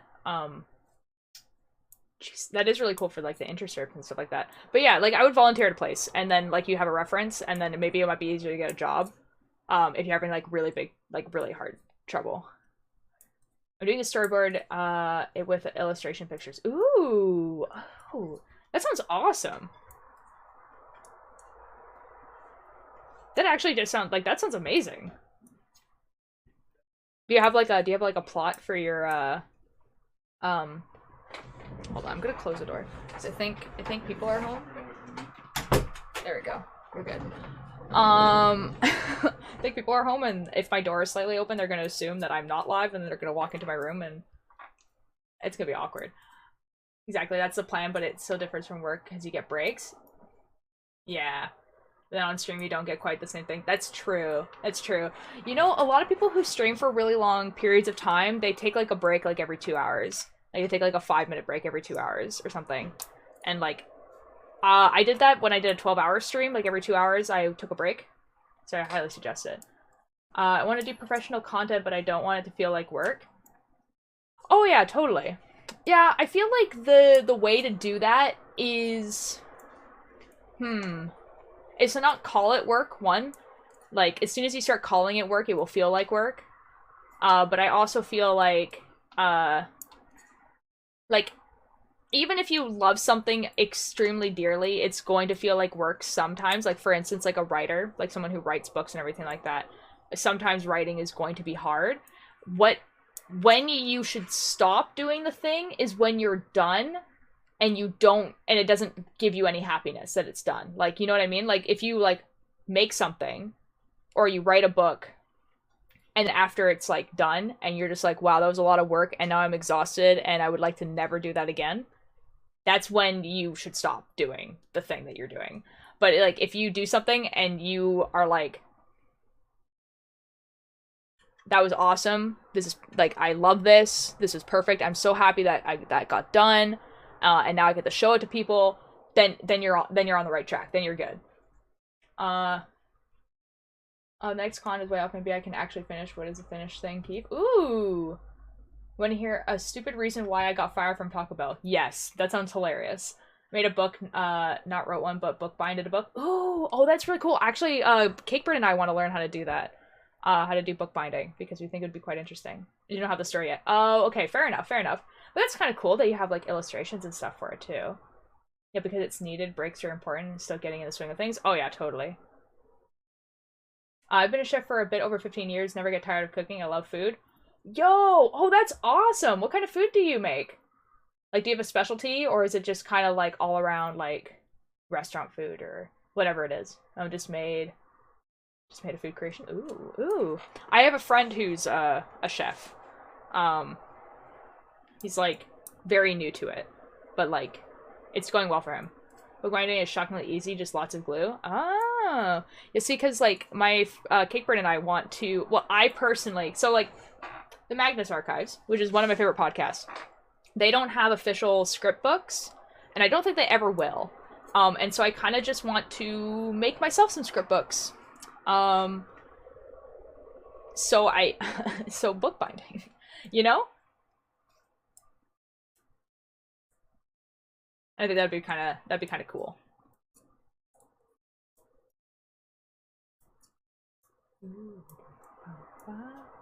Yo, I can help. Yo. That would be actually really awesome if you could like point us in the direction of like how to do stuff, because that would be really great. I need to figure out exactly what my idea would be for it. I would definitely want it to be split by season, so each season would get a book. So that would be there's 5 seasons, so that's 5 books. But I also would like it to be kind of more along the lines of and make and make the Martin. And make the Martin. You need to practice on lots and lots of white glue. Fair enough. I am a wild game chef, so lots of foraging, gathering, hunting, and fishing. That is so cool. Oh my god. Oh, that's dope. Maybe like Nordic cuisine. Oh, Martin cosplay. Oh, okay. Fair enough. That's really cool, actually. Oh my god, I've never heard of that before, but of course that exists. But that's dope. Oh my god. What is your favorite thing to make? Because, like, I've had wild fish before, because where I live is, like, one of our biggest imports is salmon. So, like, I've had, like, wild salmon before. Like, because if you had one friend that's a fisherman, like, you get salmon. But that's the only kind of, like, wild game I've ever had. I think my sister's had wild rabbit before that she, like, caught and gutted and stuff like that. She did that once. I didn't have it because I wasn't there, but I wouldn't be opposed to it. I've been mining in the name of karma for the past 50 minutes and have 13 netherite. You are lucky. That's what Billy Bumble says. Except that whenever I say a direction to Billy Bumble when they're netherite mining, they go the opposite way. So I don't know, man. You lucky? I'm lucky. Rabbit is tricky to cook. To be fair, it was like, okay, so like my sister did like an outdoorsy thing, and they like caught a rabbit and gutted it and like cooked it and stuff and ate it. Easy to make, super dry. I'm sure it was. I'm sure it wasn't good. Like, I'm sure it had no spices and nothing. I'm sure it wasn't great. I don't think that was kind of like the point. I like deer. I never had deer. I feel like I wouldn't be opposed to deer, actually. I feel like there's not a lot of animals that I would be, like, opposed to eating. I feel like if the animal is, like, inherently poisonous or really easy, like, hard to prepare, I wouldn't want to risk eating it. But other than that, like, I don't think I'm opposed to eating one, like, on principle. You know? Deer isn't bad. Deer burgers are good. Deer burgers sound amazing. I'm a fan of trying new things. See, I feel like I'd be more of a fan of trying new things if I wasn't, like, had such big food fear, because of really bad food fear. But I feel like if I didn't, I would try, like, really weird foods. Like, I have, like, no problem eating bugs. Like, I've eaten bugs. You know what I mean? Probably tatal. Oh, tatal! My favorite dish. Any type of spin on it works. Additional is also, good. Like, my dad says that all the time, like, the word tatal, and I actually just am having a blanket to actually what it is. Oh, it's the sauce, the tatal sauce, the sauce. Yes, the sauce. I understand tatal. Excellent. I know what it is. That sounds awesome. Oh my god, hold on. I need to contribute into something. We're good now. I'd like to try octopus or snake or something else. I think I would like to try frog. I've never actually had frog, and I feel like I would like it. Like, I think I'd be okay. No, the raw meat dish. Okay, I have to go look that up again. So I went AFK. So I was working in the front, and this lady was speaking in French, fluent French, and I'm British, and I was like, oh, no, hello, it's Espanol, and she started cussing me out in Spanish, so I told her to shut up, and the next day I got fired. Spanish, not French. That's so rude. I hate that for you. Hold on. We're looking up Tatal the meat.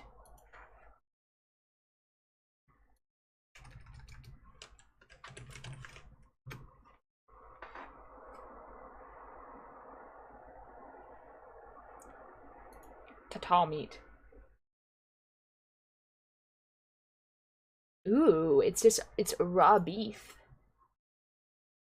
Ooh.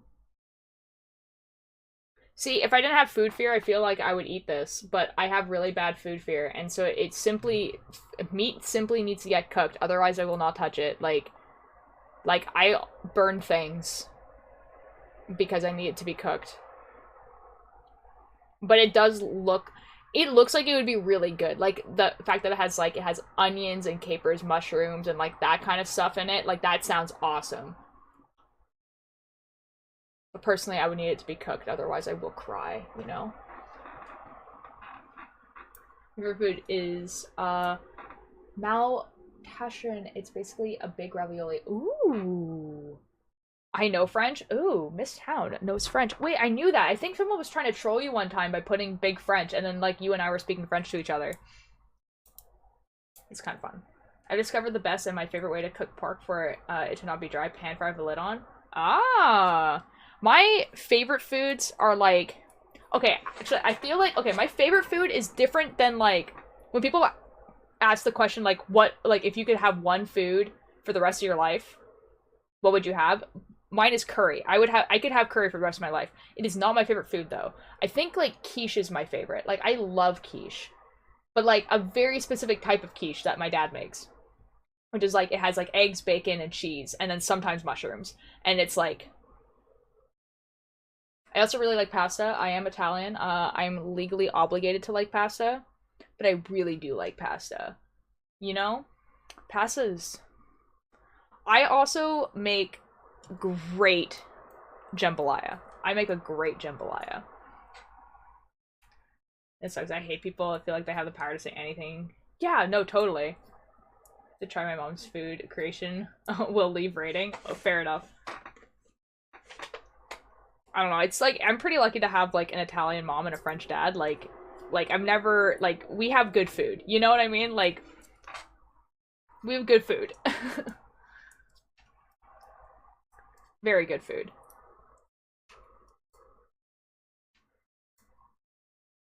So, Marcus, do you work at a restaurant then? Or do you just, like, that's just, like, a thing that you do for, like, people? That sounds awesome.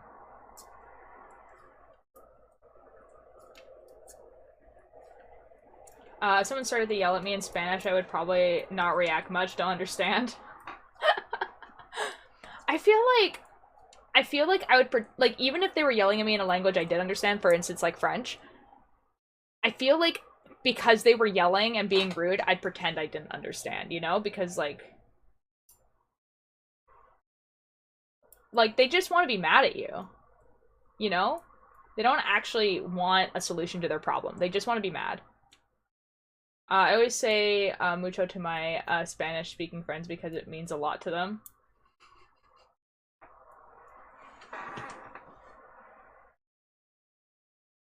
I'm stealing that. We have a,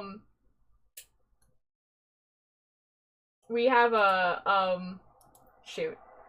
There's someone... Oh, let me copy this, god dang it. Please, let me copy this. There is someone in the Discord that speaks Spanish. And that's really funny to me.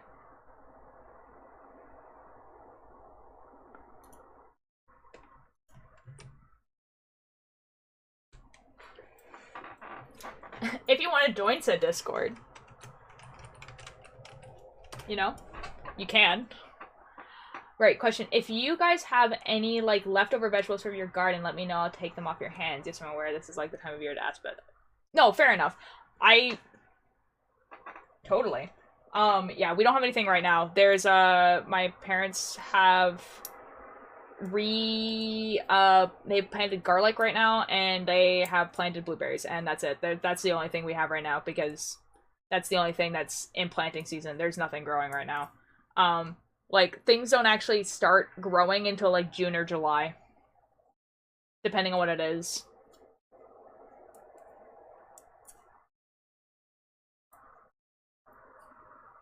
Garlic. I'm very excited for the garlic, because all the garlic that we have from last year is obviously rotting, because it's from last year. So I'm pretty excited to not have to, you know,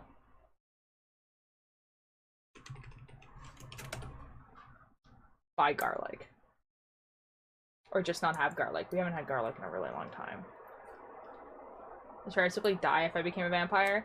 The garlic vampire thing is like something that was added into like a movie and is like in nothing else. Like, it is in no like lore or like myth or stories like that. And it's just simply in like this one movie that got really popular, and then now people just, you know? So I feel like you'd be good.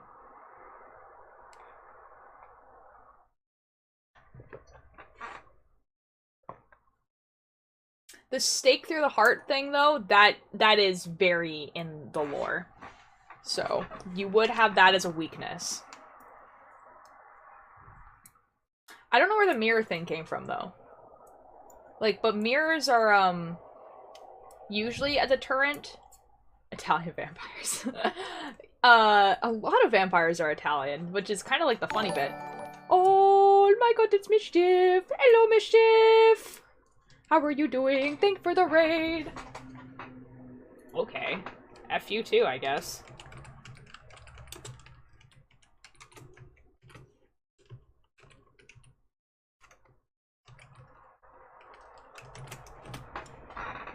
Dang, man. How was, what's that game called again? It's like Lava Boy and Water Girl or something? That game. How was that game? How was that game? Oh my god, so. I know why vampires don't appear on mirrors. Yeah. It's something to do with the fact that mirrors used to be made out of silver. And so like a lot of mystical creatures like wouldn't appear in them because of the silver that was in them. So like fairies and like werewolves and stuff. We died so much, it was great. Excellent. Excellent. I'm glad you guys had fun. We've been just chilling and knitting, you know? Just, I am losing my voice. Oh my god. Like, I can feel it. Like, I am not gonna be able to talk tomorrow. I am knitting washcloth. I'm knitting the pair to this one. So, this one's blue, this has a blue thing, and then this one's gonna have, yeah. You know? I'm losing my voice, man. I had, like, a tickle in my throat, like, all weekend, but, like, it never got worse.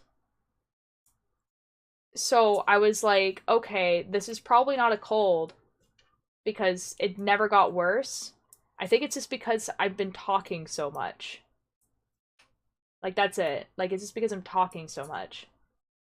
Like, because, like, if you think about it, like, how much do I talk on, like, a normal basis is, like, not a lot. It's just, like, hello. I'm assuming Cakebird says hi. Excellent. I assumed it was someone had taken your phone or something. Geese must step out. They must simply eat. Okay, have good eat, lol. I think I'm making dinner tonight. But I don't know. I think I am. In a month or so, it's ransom season. Time to get prepared to fill the freezer, try a bunch, and ferment for the rest of the year. Oh! Ooh. Ooh. So what do you do with that?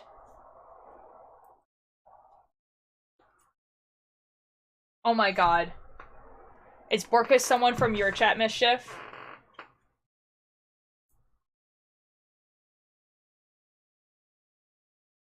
Now, what is this? No? Oh. Mischief. Okay. Posture check. You're so right. I'm just very polite. Okay, Mischief. Mischief, Borkus is, a chef that does Nordic cuisine. So does like hunting, gathering, and like fishing and hunting and stuff. I thought you would be quite interested in something like that. I was a little bit scared there. I was like, did I forget something? That's like, because like, that's what I was thinking too, because this how Mischief like responds to like people that that like are in their chat. I was just like, oh. Oh, good soup. Excellent. That is such a cool job though. Like, as someone who does enjoy, like I really like knitting, right? I've returned, welcome back. I really like knitting and stuff like that, right? So like I really like doing like, they're not old crafts, but I guess crafts that have been around for a long time. I do enjoy like other skills and stuff like that from things that like I can't do, I guess. Like cooking, everything like that. Like I like hearing about it because it's so interesting to hear about stuff that people have been doing for like generations. Yeah, I just think that'd be cool. I returned. My mother made chicken taco soldiers. Ooh, ooh. I think we're having tacos tonight. So usually we decide on the weekend like what we're making for the week, and it just got decided for me that I'm making tacos because it's on the fridge. The list must be right. So I'm making tacos. Which is like not a hard thing to make, obviously, because it's you know it's white person taco night, you know. So I just shred up some cheese and lettuce and stuff, and it just goes in bowls. But I do not like cooking ground beef at all, and I'm gonna be doing that, and I don't want to. But that's okay. Thanks for the lurk, Mischief. Fair enough, yeah. I don't like the smell. It's like wild garlic. Oh! Goodbye, have a good stream. I will. Thank you, Mischief. Have a good rest of your day. Long green leaf. Oh, we have those in our garden. I didn't know that's what they were called. We have those in our garden, I think. We definitely have some type of... Oh, no, we have the onion. We have the onion that's like a green leaf. That's something different. Never mind. Never mind. We have the onion. Now 15% another 8. Nice! Curry, is that like on the SMP? Or is that like on like your own survival world or something like that?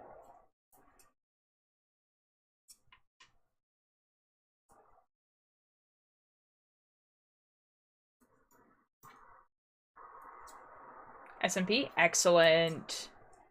Dude, I'm so excited, like, so bad at doing the netherite thing. Like, I literally will go up to diamond, and then I'm like, I'm good.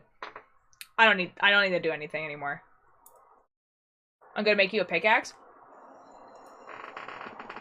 Oh my god, oh my god, oh my god. That's... Oh, epic. Oh my god. That's the only thing I want. Bro, as soon as I get a good pickaxe, it's like the best day ever. That's like all I ever want.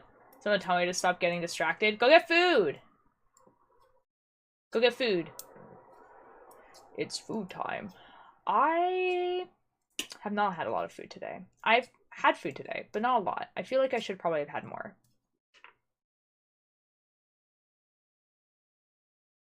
Excellent. Oh my god. Dude, like, Minecraft, like, there's, like, the things that make me very happy in Minecraft is having, like, a maxed out pickaxe and a really good farm.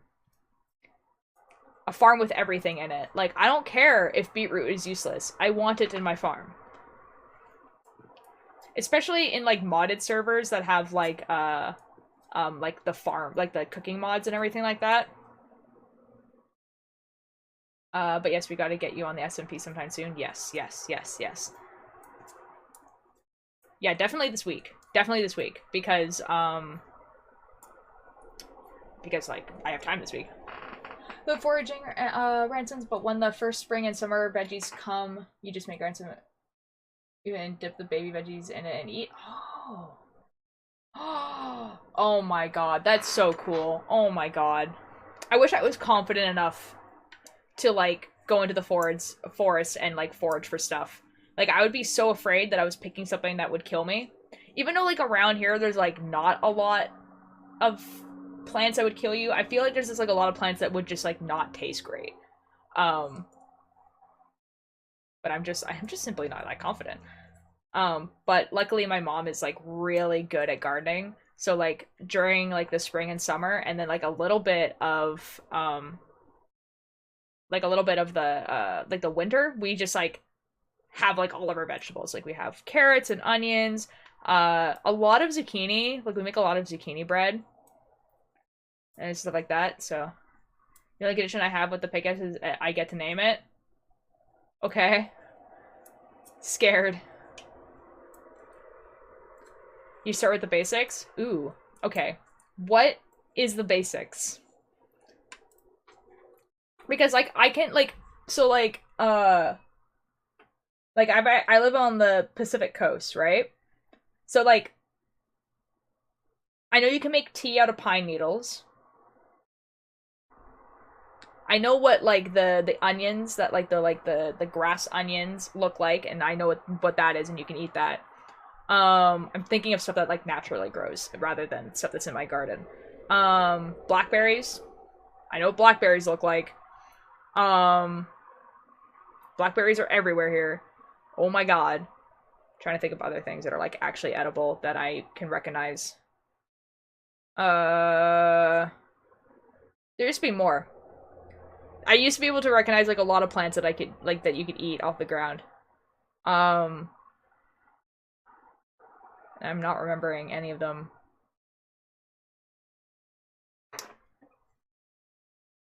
I don't know, man. There's a book that we have. It's quite outdated, and I feel like we should get the newest one. But it's like a plant on, like it's a book on like all the plants, and it tells you which ones are like good to eat, which ones are not, what you can do with stuff and everything like that. Pine. You can take spruce tips, the light green baby tips, put them in a jar with sugar and boom, spruce syrup. Ooh. Oh, what's the other one? The dandelion flowers, like the actual flowers. You can make like honey out of them and stuff. Like my neighbors do that, and they gave us a jar, which was kind of nice. That was nice. We had a bunch of dandelions like in our back and like in our front yard, and they're like, "Can we pick these?" And we're like, "Yes, you can," because we don't want them. And they were like, "Excellent." And then they made honey out of it, and they gave us a jar. So that was cool. So I know that you can do that.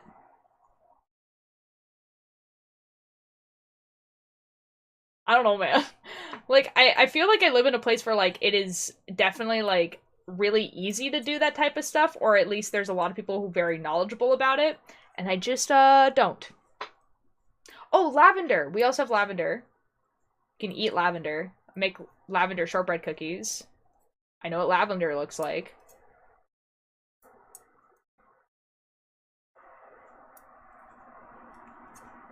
I'm, like, again, trying to think of stuff that, like, naturally grows here rather than, like, the obvious stuff. Like, I know what tomatoes look like and, like, grapes and stuff like that, but you don't usually find those in the wild. You find lavender sometimes. There's a lot of lavender farms as well. And dandelions.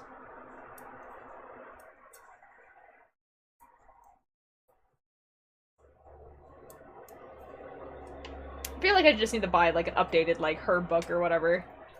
Like, plants book. Chamomile probably grows around you as well. I feel like it probably does. Make a chamomile tea? Oh yeah, you could do that. See, you know what the problem is though? I don't like chamomile tea, just in general. But I think it would be fun to make anyway, just to say that I've made it. You know?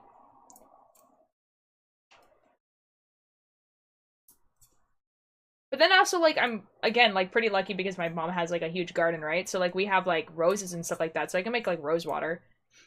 Again, when you log on so I can send you my Cursor profile? Okay. Yes. Will do. I have to download all the mods and stuff. I haven't done that yet. I have to, mods. Mods in the mod folder. I'm just checking in, but I have to play Smash with my friends. Okay.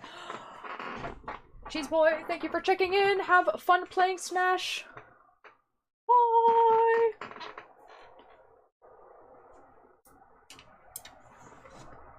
Oh my god, oh my god. Huh. Wah. Hello, Miss Town, welcome back. Liquid of life. Bonk. There wasn't a lot of water in there. I'll drink some tea as well.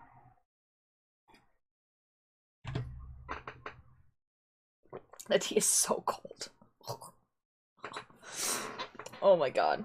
I've had that tea there since this morning, and I was like, this is fine, and then it's okay. It's okay. It's, I think it's glitter and gold? I don't know. I sent you my profile? Excellent. Excellent. Do you guys, so you guys play through CurseForge then? Okay, that makes it a little bit easier for me to put the mods in a folder. So my computer keeps booting, I keep accidentally kicking it. No, it's fine. This is fine, Sips, this is not fine. Ooh! Oh, I'm sorry for- okay, hold on. Dyslexic brain, please read this right. Ava Triceratops? Yes, yes, that's what I think. Thank you so much for the follow, how are you doing?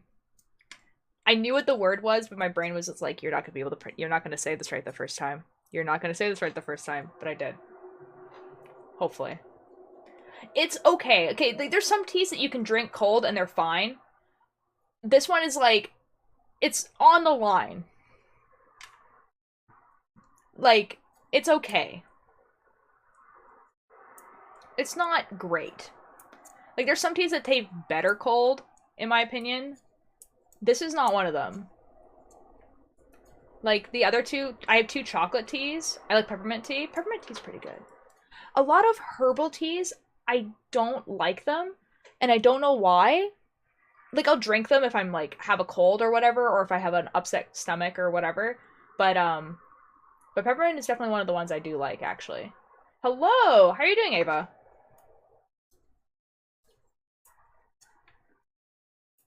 We're doing some knitting. We're making a washcloth. And we're chatting. And I'm slowly losing my voice, but that's okay. That's fine. Who needs a voice anyway? You don't need that. That's silly.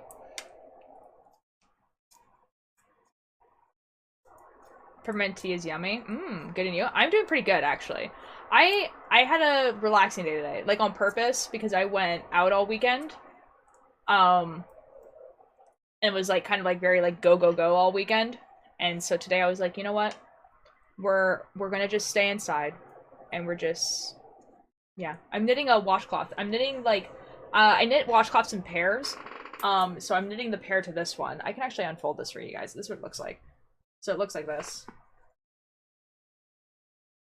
And then it has like a little, the ribbing at the end. The ribbing at the end here kind of, I don't know, it did something really weird, and so I'm definitely gonna have to block it so it doesn't do that weird part. Turtle is all about asserting dominance with overly aggressive pterodactyl noises. Real! Okay, actually, now that I think about it, is this long enough yet? No. It's not. I actually have 2 other ones. I'm actually quite proud of these other ones. I really like the stitch pattern I use for these ones. Ugh. So, like, this is what I mean by pair. So, like, this is the pair, right? So they have, so this one's pink and has like, or sorry, this one is like multicolored and it has a pink end. And then this one is pink and has like a multicolored end. But this is what it looks like. This one's the pink one, actually, apparently. So, like, I like this stitch pattern. It's called Checkered. It's quite a nice one. I have chocolate peppermint tea. Oh, that sounds awesome. That sounds excellent. I'm a huge sucker for chocolate teas. I have a lot of chocolate teas, but a lot of chocolate teas that I have are caffeinated.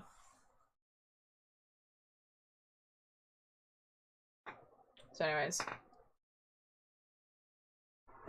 I crochet because I don't have the hand strength for knitting. Does it actually take that much more hand strength to knit? I can crochet, but not as well as I can knitting, and so it frustrates me, and so I just don't keep learning, you know, how to Crochet.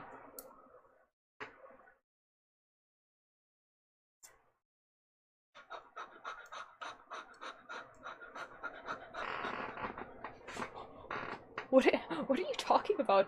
I know what Thomas Sanders is. I know what Sanders size is, but what did I say that made you say that?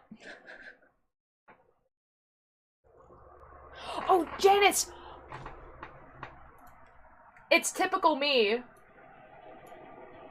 Like, the Rambo song from the Dream SMP.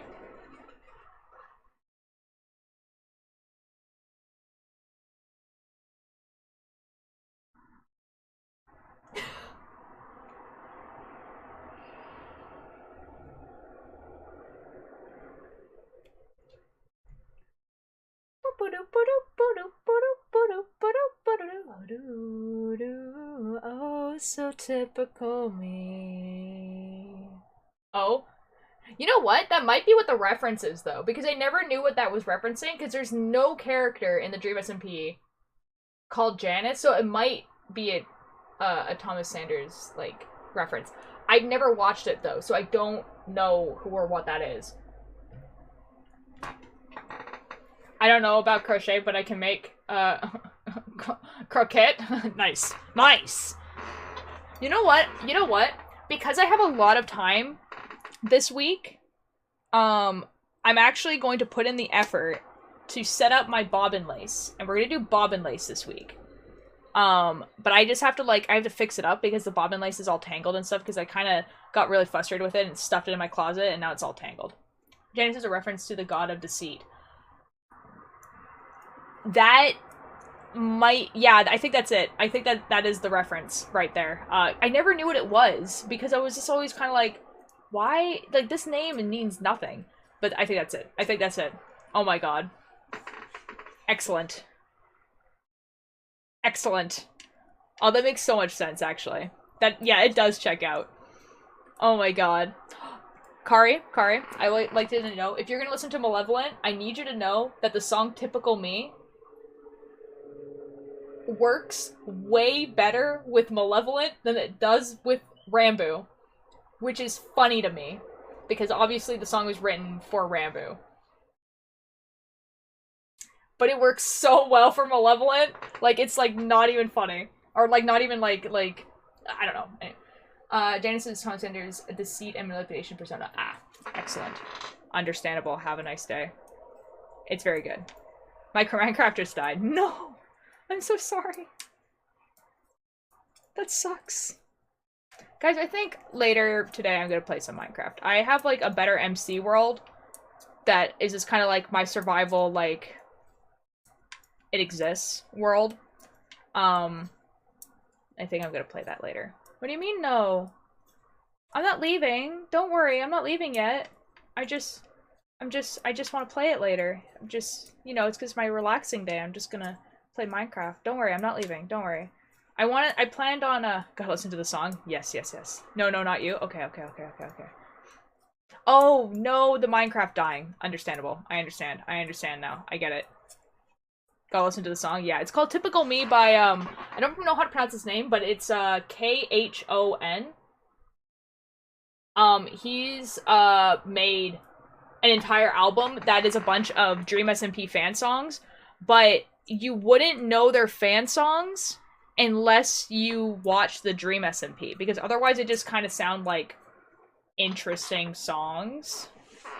I have not played Minecraft since the alpha beta. Whoa! Dang, man. See, okay.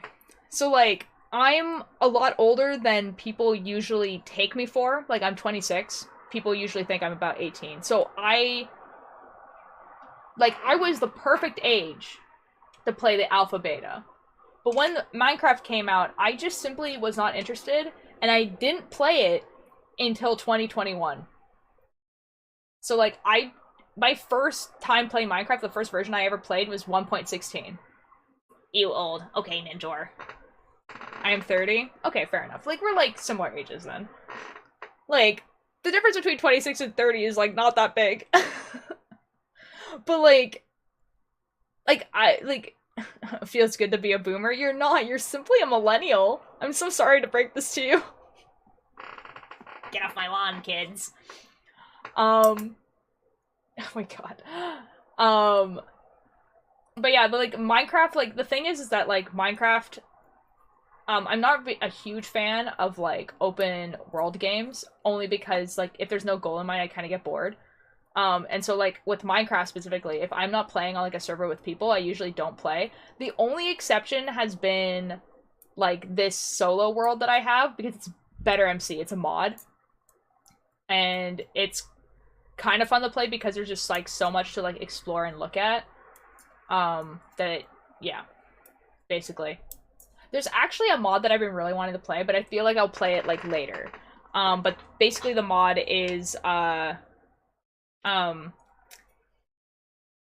it's a like a progression mod, basically. And so like you start in like Stone Age and you have to complete a certain amount of quests and tasks to like progress to Iron Age. So like it like super slows down Minecraft, which is kind of cool, and then like it progresses to like space travel.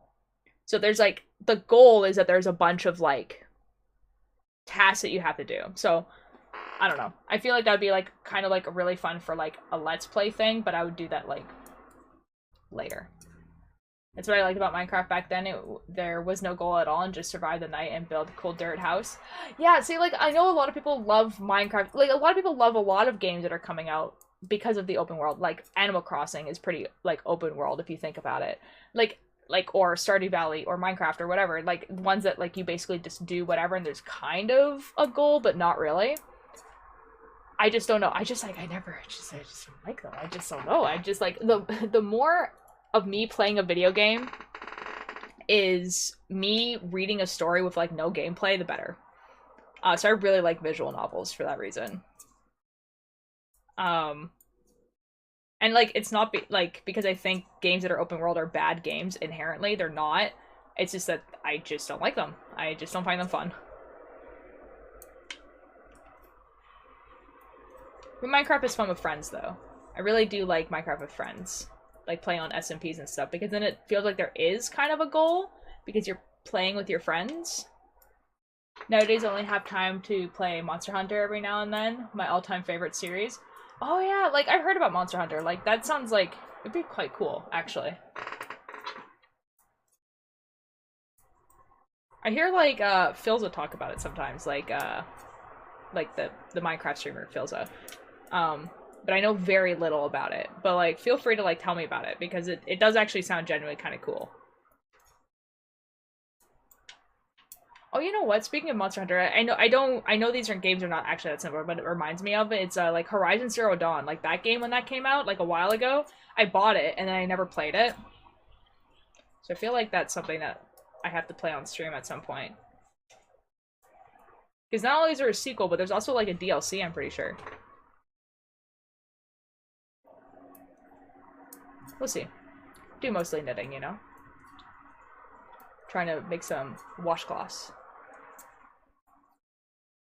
I'm doing like a craft show, hopefully.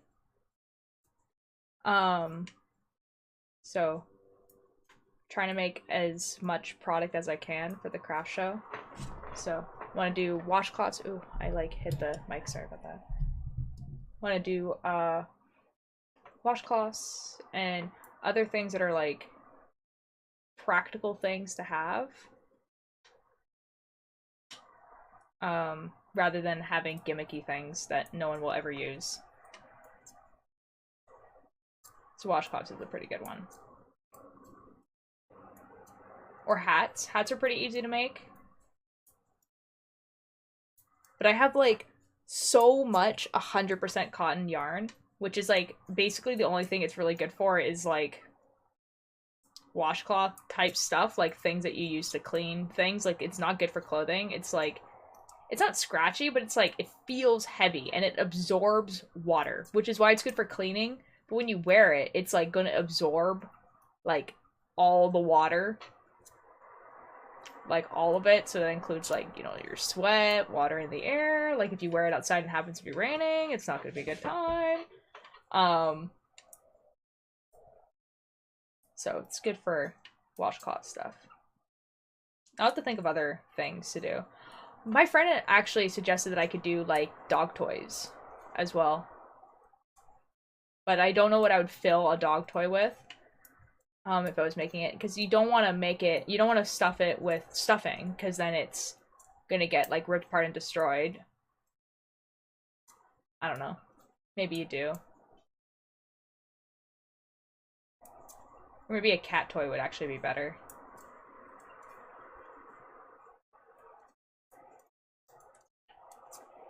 Because cats don't tend to, rip their toys.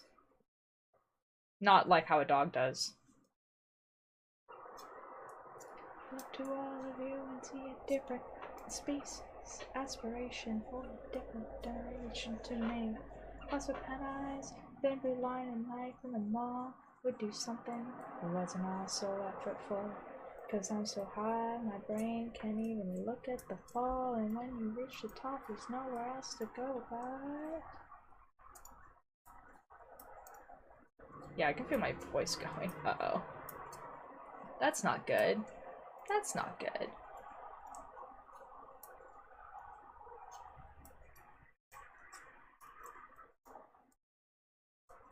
What else has been happening? I do not know.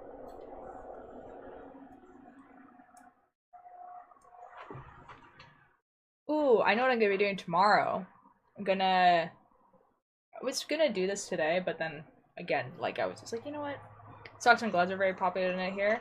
Yeah, socks and gloves are really fun in it. They just take like a really long time. Yeah, they just take like a decent amount of time.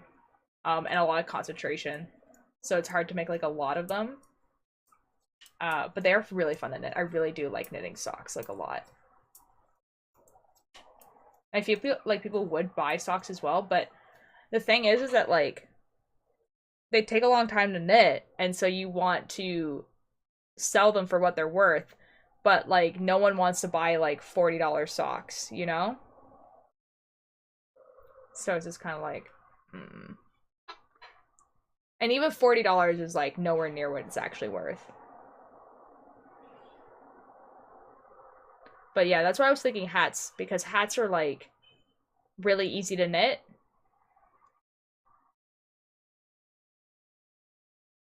And that's like pretty much the only reason why. I swear. I love... Oh, I have to look that up. I don't know what that is.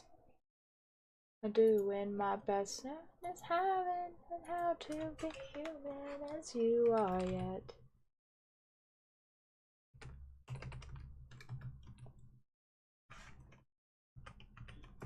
I can't, yeah. Oh, then I'm still lonely. Ooh! Oh! Oh! Oh, I like that. Where is this from? I need to know. We're going to Wikipedia. It's like, they're like white gloves and they have like a pattern on the bottom. That's like crosses and like diamonds and stuff. That's what it kind of looks like. I'm going to the Wikipedia. Tell me where you are from. Swedish. Ooh. Ooh.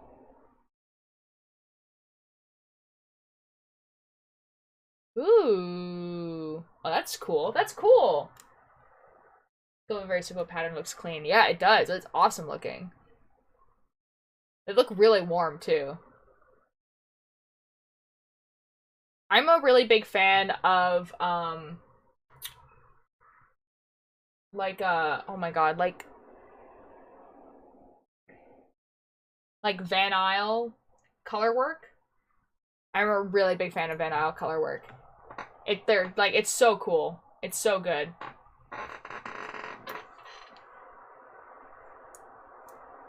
Like it's like when like a lot of people think of like Christmas sweaters and they have like this kind of like the snowflake pattern that's like here. Like that kind of thing, when people think of that, that's what that is. It's Van Isle color work. And I really like that. I do a lot of color work sweaters, but they're like in no way traditional. They're like just like patterns that I make. And also they're done in a way that I've never done a sweater before. They're done from the top down rather than the bottom up. And how they're made is with something called steeking. And so basically you make a tube with no armholes. You just make a tube. And then you put, like, from what I know, you put, like, 2 wooden poles where you want the armhole. And then you, like, you cut your knitting so that you have the hole there for, and it's just like, that sounds terrifying. Like, I hate that. Just moved to a ski resort and sell hats to snowboard bros. Ka-ching. Real. I do actually, I don't live in like a super cold place, but I live in a place where people definitely wear winter clothing. So, can sell hats. Pretty funky hats. And everyone loves hats. Everyone wants hats. Especially, like, if they're kind of, like, there's, like, a little bit of a gimmick. Like, right now, it's, like, a lot of people want the hats that are kind of, like, to have, like, cat ears. They're basically just, like, basically how you make those. This is how you make those, guys, by the way, if you guys want to know. You take, a rectangle like this, right? You sew this part. Sew this part. This is the bottom of your hat, right? So that's, like, the bottom of your hat right here. And then when you put it on, because of how it was sewn, Gabby, thanks. Tell me if I pronounce your name wrong. Thank you so much for the follow. How are you doing? When you put the hat on, it has the cat ears. That's how they're made. They're so simple because they're literally just boxes. Sorry, let me read. Like, I was explaining something, so I didn't actually read the thing. It was, yeah, Gabby, thanks. Yeah. Sorry if I pronounced your name wrong, but thank you so much for the follow. I'm trying to think of other things. Like, there's a website called Ravelry that has, like, a lot of knitting patterns that are free, and a lot of them. Like, quite a bit of them. And, uh-oh.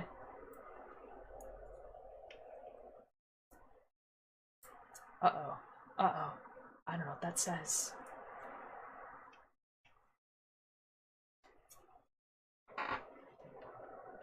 I'm sure it's a greeting, but I don't know what this says.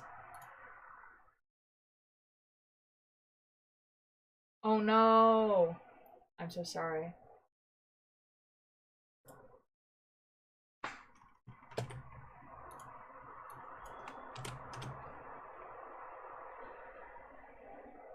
Mmm.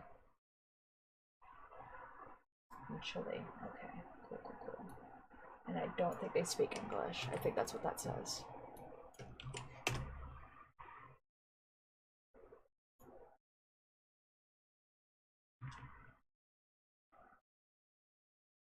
Yeah. Well, I know what the second one says. I meant the first one. The first one, it says, like, hello from Chile.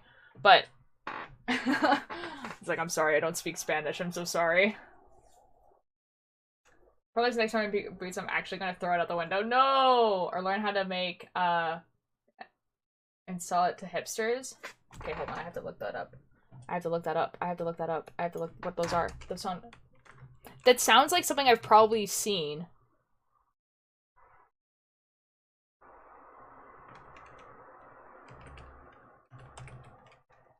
Hold on, let's see what this looks like. Ooh! Okay, actually, though...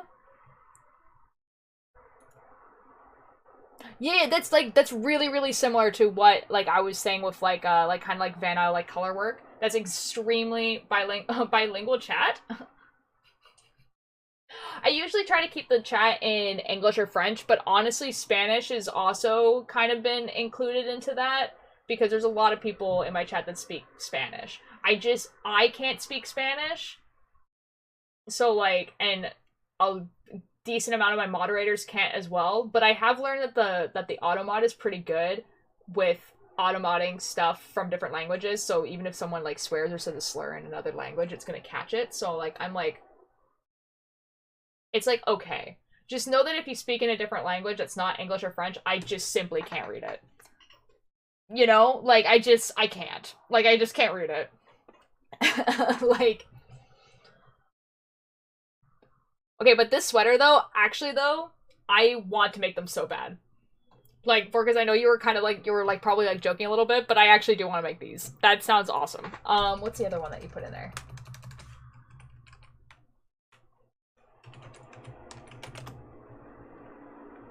Oh yeah, okay, yeah.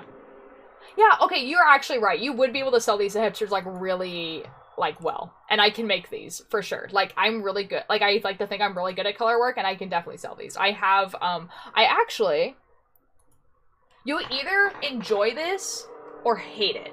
But I have a Nordic. It's not Nordic. It's a Viking. It's a Viking knitting book. So you're either going to hate it or really like it. But let me grab it. I think it's in here. Oh boy. Oh boy. So we put stuff on the ground now. Where is it? It is this one. They sell like crazy, super popular, and it's serious buyers gonna get them. Yeah. Oh yeah, and then like sweaters like that too, people like are willing to actually pay what they're worth, which is like, you know, $300 to $400. So, you know. So this is the book I was talking about. It's backwards because the camera's flipped. But let me like show you some of the, yeah, so like it looks like this. This is kind of like what I was seeing when I looked it up on Google Images. So it looks like that. You know, so it has like,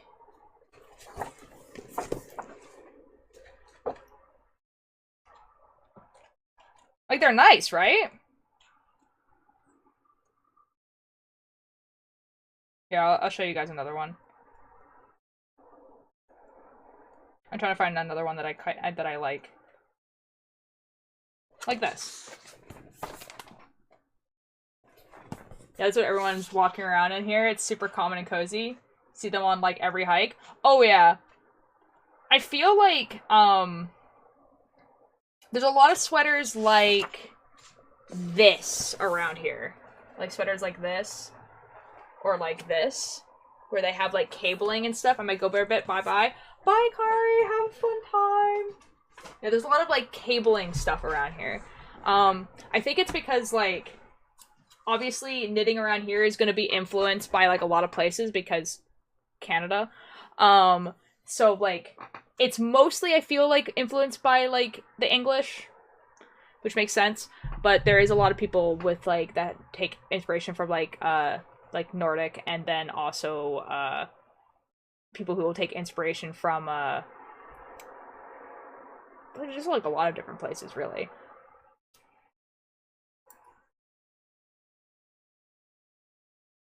Like I know that I do because basically when I go online it's really anything that I'm just like, oh, that looks really cool. And I wouldn't necessarily know like where it actually came from.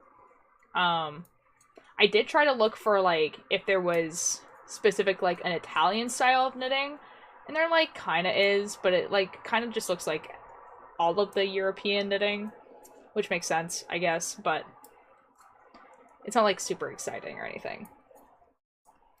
And like the same thing with French. The Peru's knitting pattern's so cool. Ooh, I have to look it up. I think I need to like look up specific like knitting styles and like buy books from like different places to get like interesting knitting places, like because I do have like a lot of knitting books, but a lot of them are just like American and Canadian publishers that are just giving like they're just like, here's a pattern on how to make a sweater, and it's like nothing like really like that actually interesting.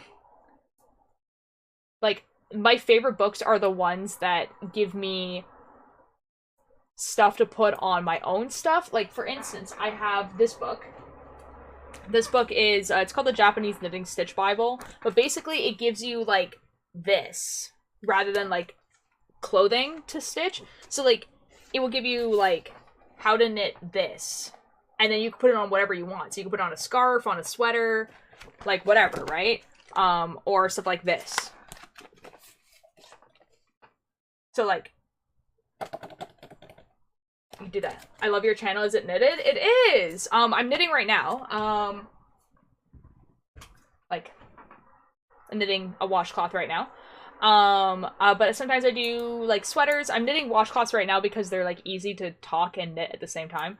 But there was a series that I was doing that I will get back to eventually, where I was knitting a bunch of sweaters with album covers on them. Specifically from a band called Lovejoy. And they just came out with a new single, so I will be knitting that soon. But I promised my dad a sweater, so I'm gonna finish that one first. Prue has a nice blend between earthy and nature, and then boom, all the colors.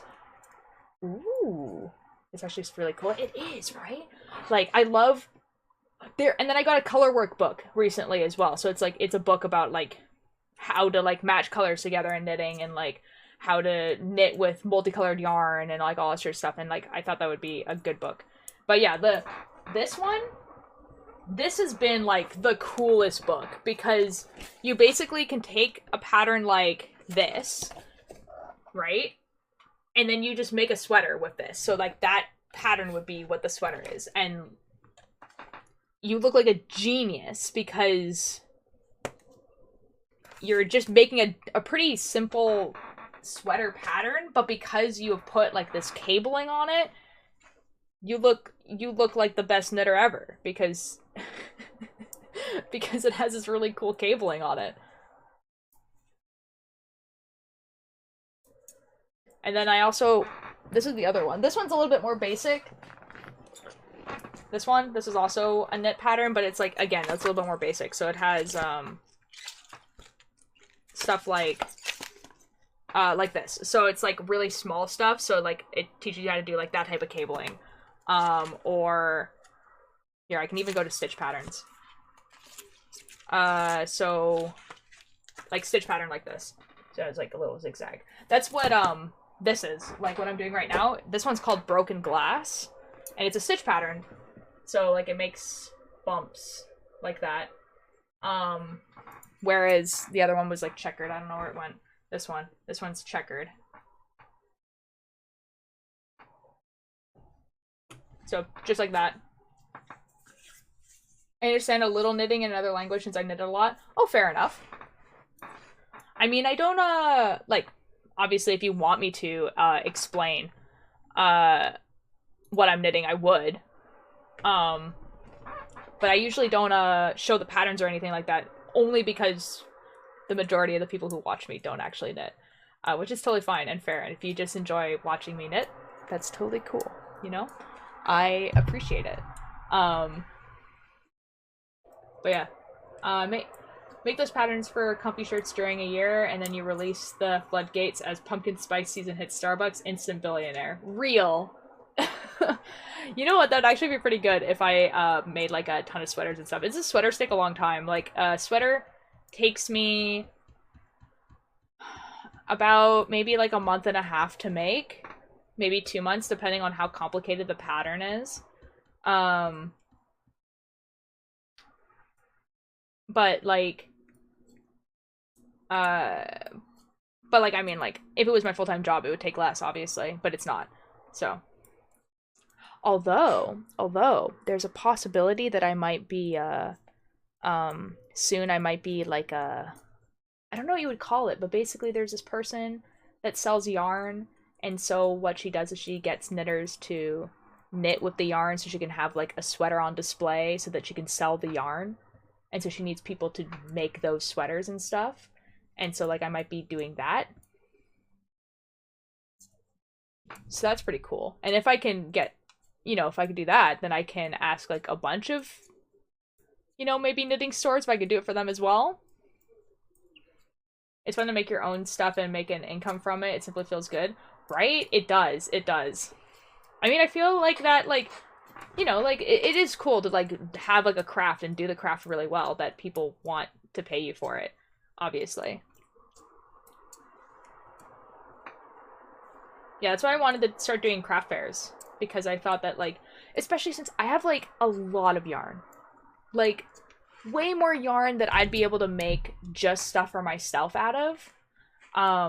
Because, like, I got a bunch of yarn, like, given to me, after, like, not someone I knew, but someone that, like, someone like my aunt knew that like someone like pretty far removed from me basically passed away and had like a ton of yarn. And so I now have all of this yarn, and I don't want it to like, I don't want it to be the kind of thing like, oh, when I pass away this gets passed on again, right? Like I want to use this yarn. And so I've gotten like basically like a ton, like so much 100% cotton yarn, which you could basically only make washcloths out of, which is why I'm making a bunch of washcloths out of it, and then I'm selling them because I'm not going to use that many washcloths. But everyone should try to have a business or some kind of craft. I feel like everyone should definitely have a creative hobby, definitely. Even if that person doesn't think they're a creative person, I feel like giving yourself permission to be bad at a craft and making it your hobby is like good as well. Like even if you suck at it, you know, like you never have to be good at it. Like let's say like you want to make like painting your hobby, and you can paint and paint and paint, and like you can say like I feel like a lot of times with like, let's say like again like painting as a hobby, I feel like a lot of people will get discouraged because maybe they're not improving as fast as they want to or whatever. But like I feel like you don't have to. Like if you're painting as your hobby and you don't want to make it your job or anything, like it's just like fun for you, like you just like painting, I feel like you never have to be good at it, you know, like it's just fun, like you just can do it and just do nothing with it. Like you don't have to be good at it, no one ever has to see it either, like it can only ever be you, and then it's just like a fun thing to do, and if it brings you joy, that it's good. Like you're allowed to be bad at it, and you're allowed to be bad at it forever. You never have to be good at it. You talk about allowing myself to be bad at stuff? I know, oh my god. Like, just allowing yourself to be bad at stuff is so hard. I don't want this stuff passed down when I pass away, says the immortal. That's true. I am immortal. But, you know, you can't carry it around with me forever. That's true. You know, actually, though, okay, like, on a real note, like, I do joke that I'm immortal, but obviously I'm not. But, like, on a real note, like, getting that bunch of yarn from someone who passed away, obviously I don't know this person, right? Was such a weird experience because I just gotta pass down cookbooks. Excellent. I mean, I feel like passing down books is like a good thing, though. Like, I feel like, because, okay, so here's my reasoning. Because with yarn, that person bought this yarn, right? This person has bought all this yarn and had intended projects for it that they never got around to. And that's, like, it's kind of sad, you know? Like, because it's just so much stuff that you know this person never did. You know what I mean? Like, that's upsetting. But with books, you can just assume they read the books. Like, it's not, like, a bunch of, like, stuff that you're getting that they never did. Like, you're assuming they read the books, you know? But, like, with knitting, like, if they pass down you a bunch of yarn, that is, like, a bunch of stuff they bought for themselves, or someone gifted themselves, or, like, project they intended to do that they never did. And that's, like, I don't know, it's just, like, kind of, like, a sad idea. You know? And so, like, I don't want that. I would rather pass down, like, a bunch of items that I knit, like heritage knitted items, like items that they're going to keep in a family for a long time. You haven't died yet, so way to prove it. Fair enough. I don't think I would give my knives and tools to family. I'd probably give them to someone I took under my wing in the kitchen. Oh yeah, totally. I mean, like, that's kind of what happened. Like, obviously, I'm not related to the person I got all this yarn from. I don't even know them. I don't even know the family. It was literally because, like, it was my aunt's friend of a friend's, like, mom or something like that. Like, it was something, like, that removed from me, but they just, like, were trying to look for someone who would use the yarn, essentially. Unused yarns are stories untold. Yeah, it kind of is. And, like, I actually want to write, like, a little essay about this, but, like, basically the idea of, like, the little essay was that, like, yeah, it's a bunch of stories untold, but it's also, like, I don't know this person. I don't know nothing about this person, not even rumors. I don't even know their name. And I felt like, after, like, because I sorted through this yarn, like, there's a lot of yarn, like, it's not like, oh, I got, like, 20 balls of yarn, like, hundreds of balls of yarn, like, so much yarn, and I felt like going through this, like, was getting to know this person, because, like, they bought a lot of, like, 100% cotton, they bought a lot of sock yarn, They bought, like, they had basically no yarn for sweaters. There was like it was a lot of like quick and easy project yarn that just like never got used. And so like you just like feel like you start to get to know this person. So you're just like, oh, this person, you know, likes knitting socks. This person likes knitting quick and easy projects. This person likes these types of colors. This person likes, you know what I mean? And so like over the course of going through this journey, you feel like you like start to get to know this person. And I just thought that was interesting. And it's any media have all stories yet to be untold? Oh yeah, totally. I don't know, I just feel like with like yarn and like fabric and stuff like that, like stuff where people like buy something and then they have to use it, like, or like unopened paint, you know? Unopened paint or anything like that is just like kind of sad things to get when someone passes away. It's not sad when like the person's still alive and they're like, okay, I'm never gonna use this, I'm giving it away. Like then it's not sad, it's just like, okay, that person, you know, knew that they weren't interested in this anymore. I think it's sad when the person passes away and they have a bunch of stuff that was never used, never opened.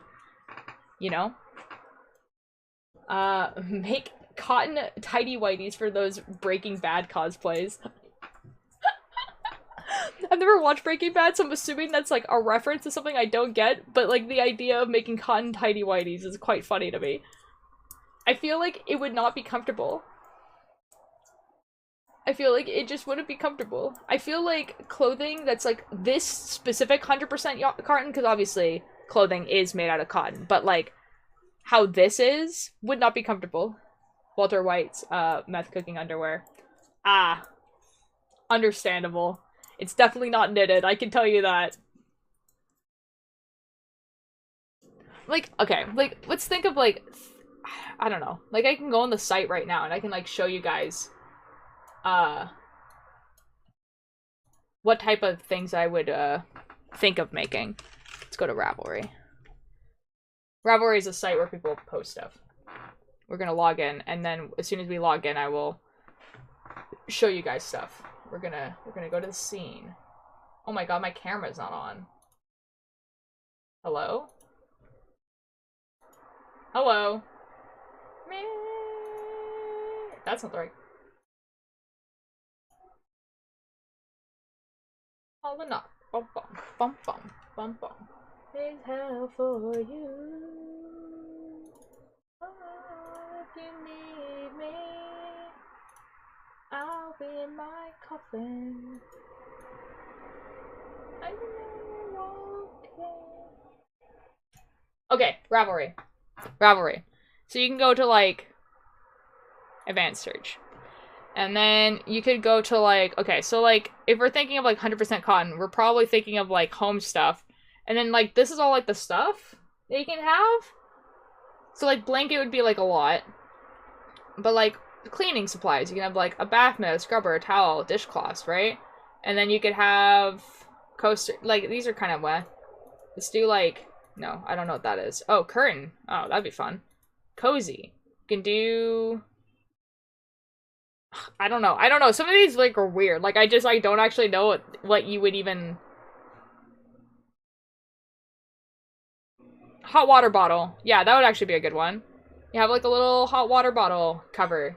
People would buy those, maybe. I don't know. Hanger cover. That's so ugly. Food cozy.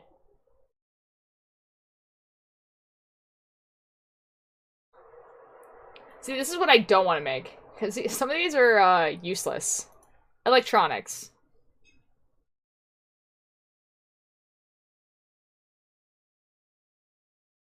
Like, I guess. I don't know, man. I don't know. Pillow is okay. Table setting. Napkin. Placemat. Oh, a table runner. Table runner would be actually pretty good. Feel like people would like a table runner. Oh, it's Ollie. Hello, Ollie. I'm looking at stuff that I can knit. Or toys and hobbies would also be one. So like doll clothes, food, games, mature content. Pets. Oh, you could do bedding for pets? That'd be good. That'd be a fun thing to knit, actually. That would be okay. But you know what I mean? Like, it's just like stuff like that. I have the best news? Ooh, what do you have?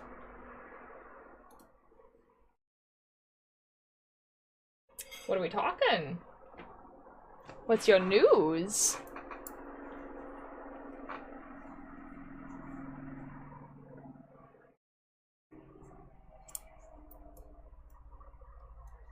Yeah, it's basically why I've only been, like, thinking really of washcloths, because, like, washcloth is easy, but, you know, a cat, like, little thing. Sneak into the double income dog parents market. True. True. You're so correct. Yeah, that's what I was thinking about, like, pet toys, but I didn't really think about, like bedding for, like, animals. Like, that's, like, such a good idea.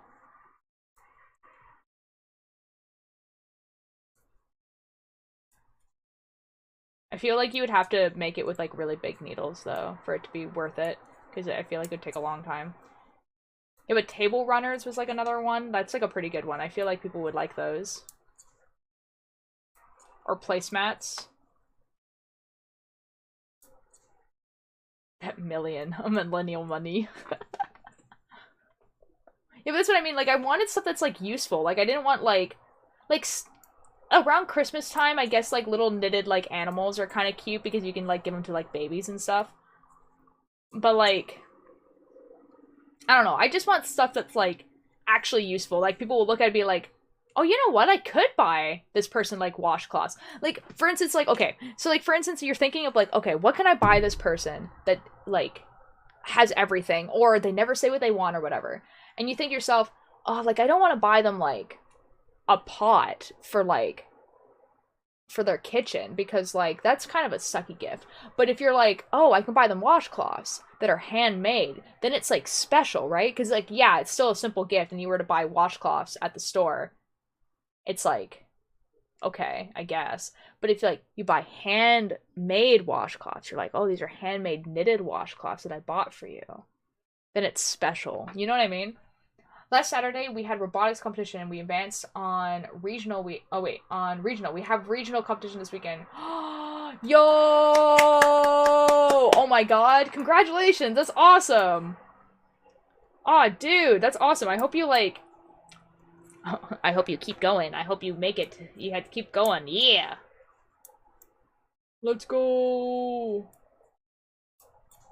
Walter's got the best self-sales pitch. I do. I'm just simply correct.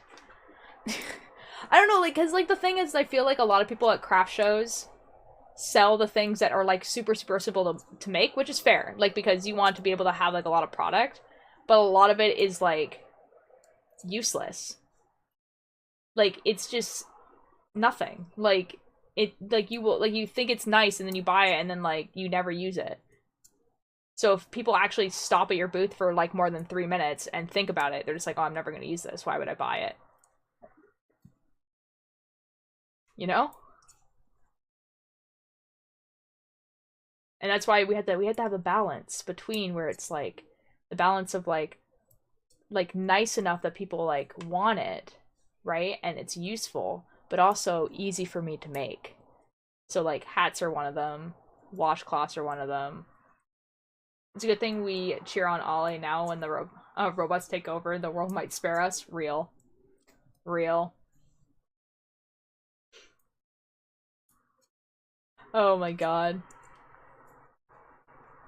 You know what? I feel like if the robot takeover happens, it would be extremely subtle to the point where, like, we just simply wouldn't know that they're taking over. And I don't mean that in a way like they brainwash us or anything like that. But, like, think about, like, how much we rely on technology that's just basically all algorithms and robots right now. You know? And then, like, how much, like, it's not that much further until everything we interact with is robots. And then from there, it's not too much further where, like, we rely so much on the robots that we would believe them over a human. And then the robots figure that out, and then they tweak things. you know, in history to make us believe things in a certain way. Or they tweak facts a little bit to make us believe things in a certain way. You know? It's not that far. Like, it's not like that many steps of logic to get to that point. And then we just simply wouldn't know because we wouldn't know any better. Because we wouldn't have access to the knowledge, and we wouldn't know we didn't have access to the knowledge. That's the big thing. It's like, as soon as you know that you don't have access to something, you become suspicious of the whole thing. But if you believe that you have all the knowledge, don't worry, they won't hurt you. Just take over nicely. Exactly. To be fair, it's kind of what's already happening, man. It just kind of be like that.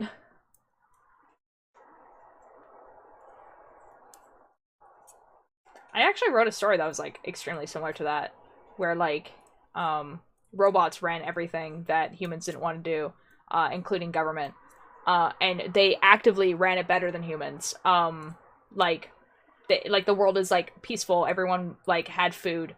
Like, there was, like, everyone, like, could do whatever they wanted, basically. Like, could do, like, the jobs that they wanted to do. Like, it was, like, perfect. Like, like an almost perfect utopia. But these humans found out that wasn't always the case. Like, they were told that it was always like that, and they found out it wasn't, and so they rebelled against it.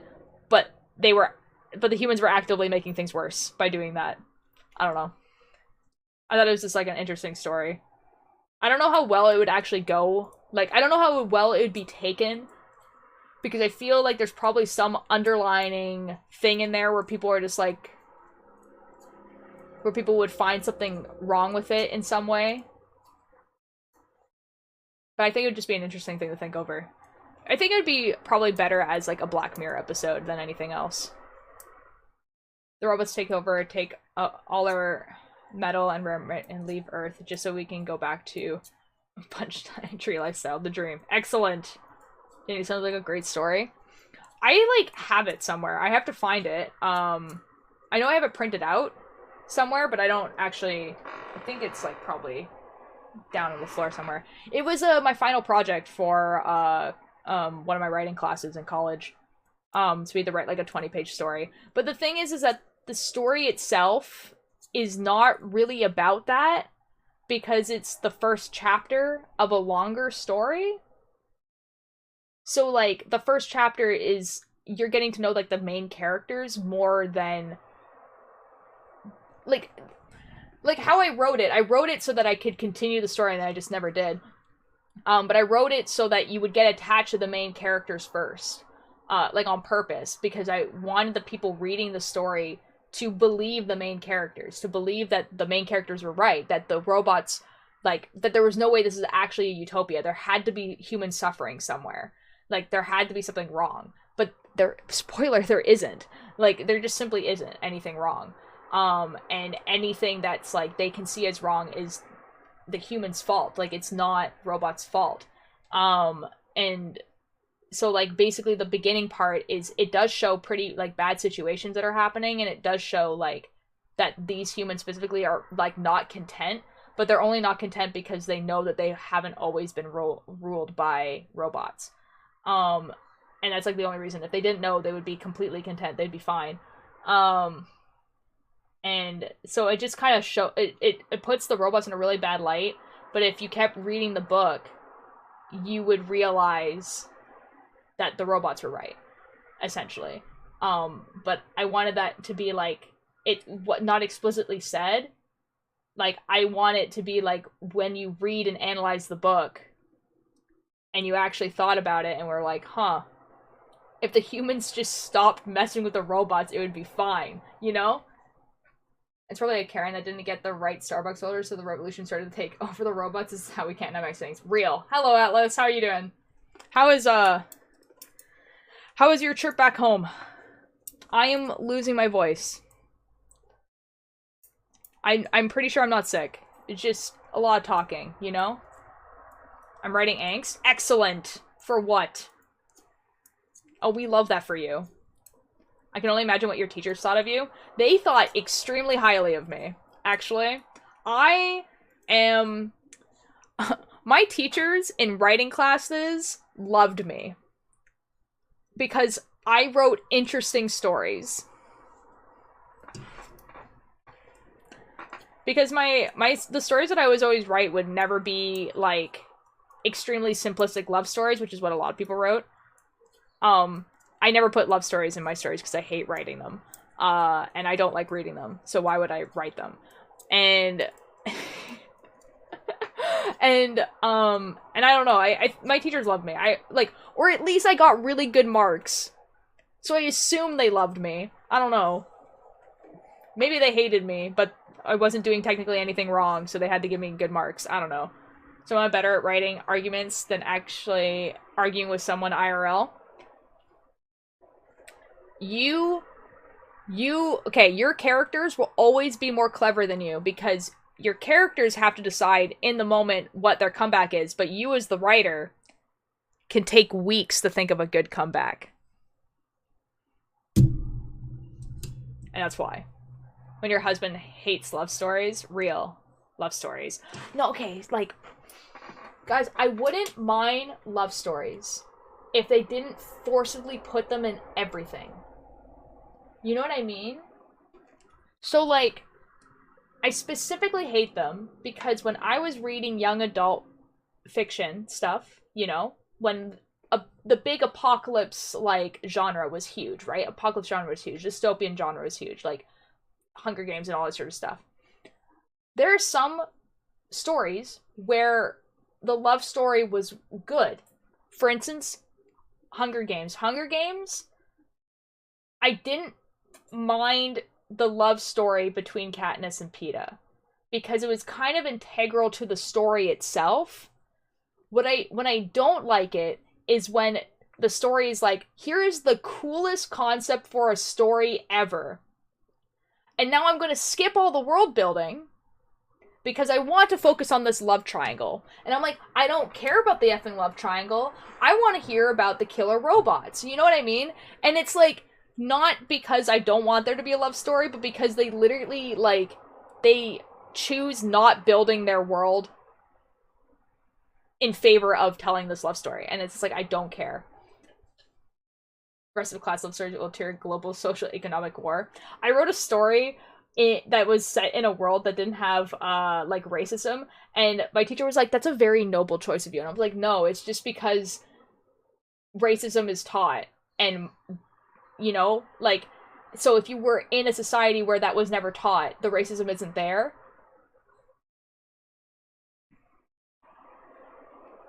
So like, and like that wasn't the point of the story. It was just because I said something in the story that didn't make sense if racism existed, and so I had to explain it to the teacher that it didn't.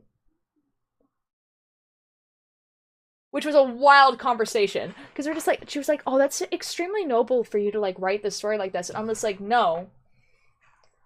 It's just, they hate each other for other reasons. This is an anti-Gallows. All the homies hate Gale. Real. I can't remember the last time I read something that wasn't a cooking/food related book or self biology book related. That's fine. Like, if that's what you like reading, that's what you like reading. It's why a lot of the time when I do read books, it's books that don't have a main character. So it has a bunch of characters, a bunch of different perspectives. And when a story is told that way, there's usually not a love triangle. They usually, because they don't have to write that conflict, because there's usually other conflicts going on. They have like different conflicts going on. Like, sometimes there is a love triangle, but it's only like, you know, that's 3 of the characters out of the 10 that you get to read about. And then it feels okay because you're getting the world building from other characters. And I don't necessarily hate the characters that are in the love triangle because I'm still getting what I want. So I don't have to hate these characters.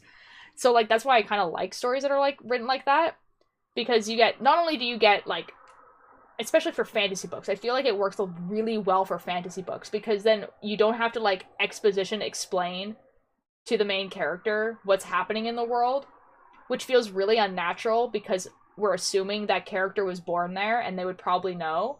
You get to show it. So you get to have like all these characters in different regions of the world, and you get to show it, what's happening to those characters in different regions of the world, which feels a lot more natural.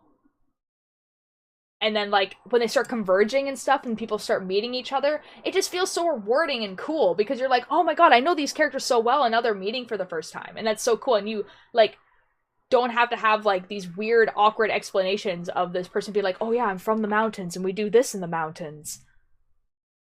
Because, like, we're assuming that the person probably knows because they live near the mountains. So you don't have to have this weird explanation. I don't want to read books about love and feelings. I already, in real life, I want to read about robots doing an epic crusade. Exactly. I really like how a lot of the token books aren't set around romance. There's so much world building. There is. Those are my new friend love stories. Exactly. You don't have to be isekai how the world works. Oh my god. Isekais? The reason why I hate isekai specifically, okay, if people don't know what isekai is, it's an anime genre. Anime genre basically revolves around someone dying or being teleported to another world, usually a fantasy world. And it's basically a really cheap way of just having a person who wasn't born in the fantasy world so you could have a reason to exposition to that character. And it's extremely lazy story writing. Like there's only a few times where like it makes sense to have the character do that rather than it being a fantasy. For instance, that time I got reincarnated as a slime, he needed to be from Earth for it to work, because the whole point is that he started looking at creatures like they were, like, not creatures in a fantasy game. He was just like, oh, we can treat them like people. Or, like, talk to them like people. They're intelligent. We can talk to them like people. And, like, that was, like, an integral part of the anime. I haven't watched an anime, but, like... Sorry, pardon, slime. Yeah, it's actually really good. I know what you're referencing. Like, you're referencing Dream SMP, but, like... But yeah, that's... He's not, like... He doesn't act like slime, though. He's, like, an extremely intelligent human. I don't know the right words to describe the love felt between friends. I don't know. It's, like, I mean, like, this is, like, love between friends. Platonic love? Oh, when you mentioned Token, I read because I wanted to see what took inspiration from in some parts. Ooh! Yeah, like, the fantasy book I'm reading right now was actually the inspiration for Game of Thrones. And it's just better than Game of Thrones. If, like, the thing that kind of put you off with Game of Thrones is how, like, bleak and depressing and how much it talks about sex, read this one instead. It's called the first book is called The Dragonbone Chair. And it's good. It's really good. And also, unlike Welcome Back, Cheese Boy, how was playing Smash?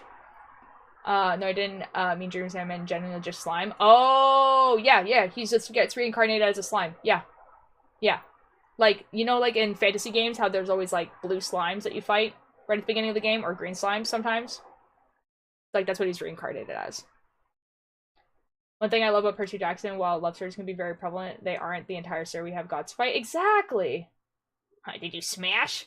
Yeah, no, exactly like Percy Jackson. Like, Percy Jackson's, like, obviously there's a love story in it, but it takes course naturally, right? Like, you have two characters who have been really good friends for a few years, have fought a lot of times, have stayed together, stuck together, whatever, and then they fall in love at the end. Like, that makes perfect sense. Like, that's a pretty natural, like, way of telling a love story. It's, like, the ones that are, like, they, like, meet each other, and it's, like, they hate each other at the beginning. And then one of them gets, like, usually the girl gets, like, put in a situation where she has to spend time with this guy, and she hates him, but he's so handsome. Oh my god. But also, she has a childhood friend that's super sweet, and that she kind of had a crush on for a really long time, and now she has to choose between the two. Meanwhile, there's some evil wizard dude sitting in a tower, and she has mystical powers because her mom was some wizard person. And then, you know, she has to travel to this tower to defeat the wizard guy because she's a chosen one for some reason. And these two guys have to follow her around, and she has to, and the biggest decision in the entire thing is not whether she should kill the wizard dude, it's which guy she wants to kiss. Like, it's just like, I hate this. So that's way too hard for a kid's book. It really does. My eyes roll back so far, I saw my brain. And there was only one bed. I hate it. I just hate it. I just hate it. It's just the worst. It's the worst. And, like, it got to the point when I was younger that I had to actively look for books where the main character was a guy, because it happened less when the main character was a guy. Like, a lot of the times when the main character... Kiss them both. Polyamory for the win. You know what? For the longest time, when this was, like, a really big thing, I was like, you know what? I would love a story where there was a love triangle and the girl was, like, convinced they were both in love with her, but they were actually in love with each other. And then someone wrote that book. It does exist. It's called The Love Interest, and I've never read it, but I do know that the two guys are in love with each other. And I was like, that's really funny. I have that book. Yeah, I have it too. I just never read it. But, like, it's basically, it's about these two spies from, like, opposite ends, and they're, like, tasked to, like, spy on this one girl, and so they have to become friends with her, and so she's, like, convinced that they're both in love with her, but they're actually, like, start to become friends with each other. So not only, guys, not only is it not a love triangle, really, and not only is it gay, but it's also an enemies to lovers. I just haven't read it yet. I don't actually know how good it is. It could be really bad for all I know. I don't know. But see, okay, but then again, with that book, the book is literally called Love Interest, so I'm okay with it being about a love interest, because it's kind of like the whole point. Same thing with, like, Heartstopper, you know? Heartstopper's, like, the whole point is it is a love story. So that's fine. I don't want to read it because I don't really care that much about love stories. But, like, I'm not mad at it inherently. And the third wheel, real. Like, I don't know. Like, there's this, like, the series called, like, The Maze Runner. Has a guy main character. There is a love interest, but not really. There's kind of a love triangle in it, actually. But it does focus a lot on, like, the actual horror of it. Yeah, Maze Runner is amazing. Maze Runner is actually my favorite book. It's great. The zombies in Maze Runner are amazing. And very, like, they're very, very cool. Enemies to lovers and the unwilling chaperone. Real. Except that she doesn't know. She's also clueless and thinks they're both in love with her, which is infinitely funnier. There's also a book called Quarantine. Quarantine is, like, there is basically no love interest as far as I know. There is people that are kind of in love, but not the main characters. What's another one?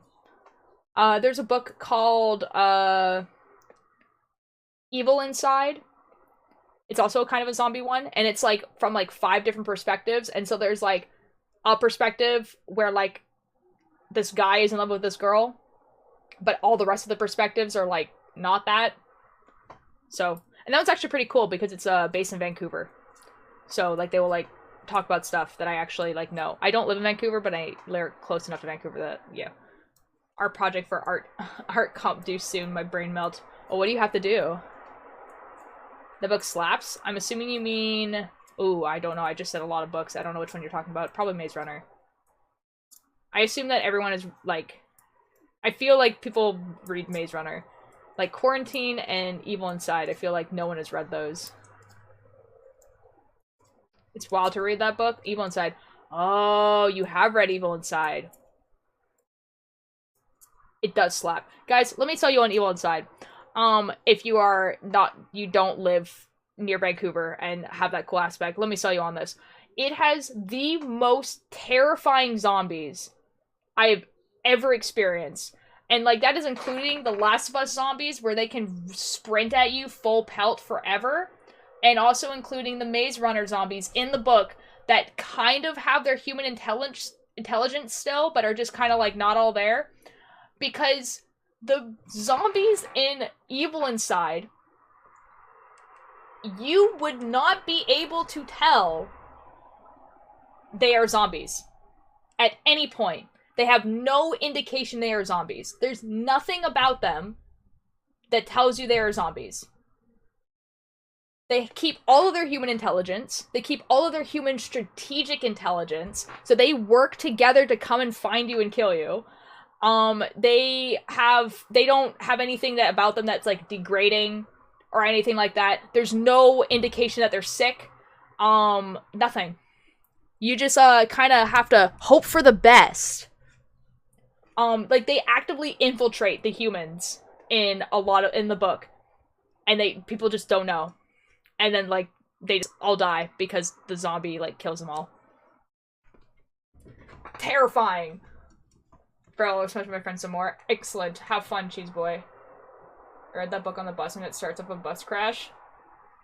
I haven't read it in years. Carmine, I need help. When you think natural beauty, what do you think of besides clouds, flowers, and human eyes? Ooh. Okay, so that's what you mean by natural beauty. When you said natural beauty, I thought you meant like humans specifically. Who? Okay, if we don't want to get like stuff that like everyone thinks of, I would think stuff that is like pretty naturally beautiful is stuff that's like extremely simplistic. So like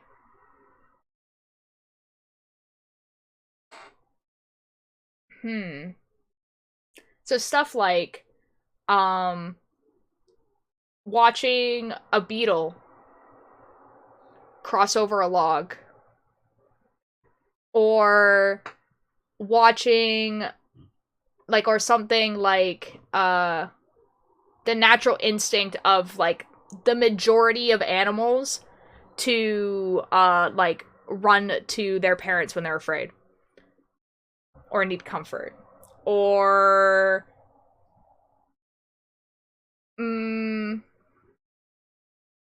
the simplicity of sitting still and not having to do anything. You don't have to make like the simplicity of like being able to sit still and just Can I think of other ones? Can I think of other ones that are not like normal things that people think of? Let's see.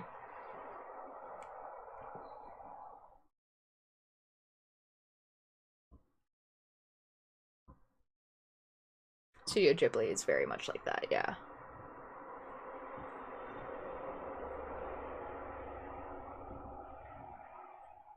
Ooh. Humans aren't taught to laugh. It's an instinct.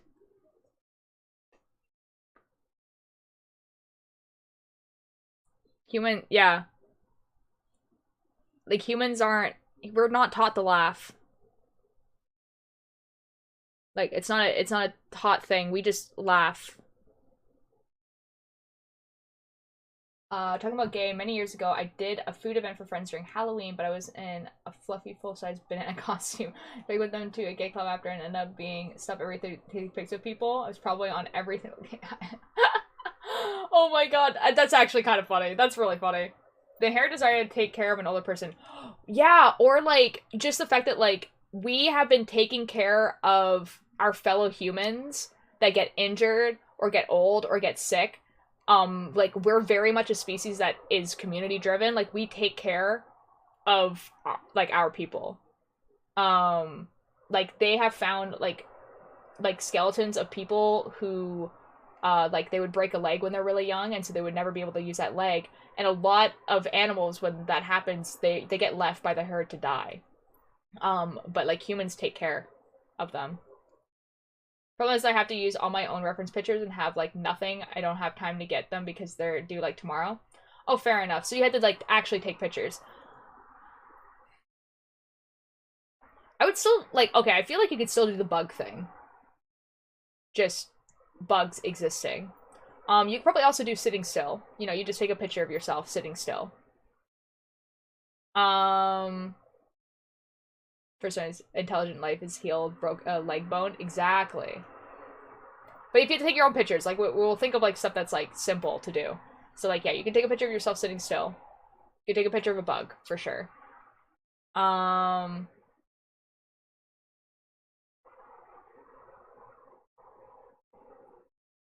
you can take a picture of yourself laughing. It might be awkward, but like, or someone laughing, just in general. Uh, Natural beauty. I'm trying to think of like other things. How many do you need?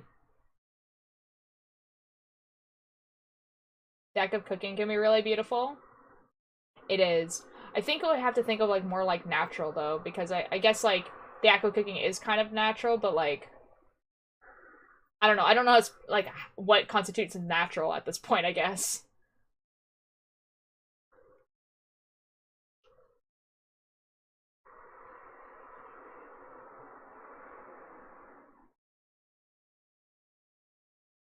See, like there's a lot of like bigger things too that I can think of like that are pretty like natural if you think about it. Um the fact that it's like singing brings people together. Three things to fill my space. Okay, cool. I did have three things. It's like bug, sitting still, laughing. Laughing would probably be a pretty good one actually, because I don't think a lot of people would put that on there.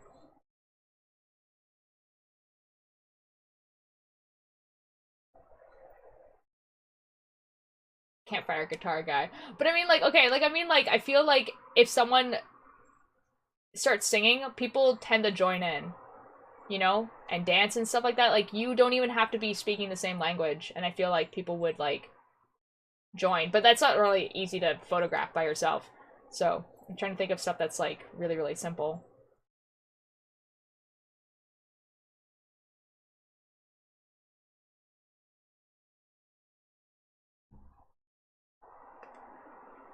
Yeah, I don't know. I don't know. I had all my ideas. I still think laughing is a really good one. Speaking of beauty and laughing and stuff like that, have people been seeing that like TikTok trend of like the teenage filter? If you haven't seen it, I like on like so it's like a filter on TikTok that basically like what it does is it just makes you look younger, right? Like so basically it just like smooths out your skin, and it usually makes your like face a little bit rounder, like that type of thing. And it's like really intelligent. So it doesn't just like do a weird blur on your face or whatever. It's like pretty intelligent, so it's able to like do it where people need it, right? And a lot of people who are like in their 30s and 40s have been using the filter and then they would like be like, oh my god, like I look like how I did as a teenager, like it actually does work. Or people who are trans are like went to go like, oh, Tiny, hello. Especially our teacher is gonna hate myself and say it's not competition ready and then deny me entry because I don't do competition well.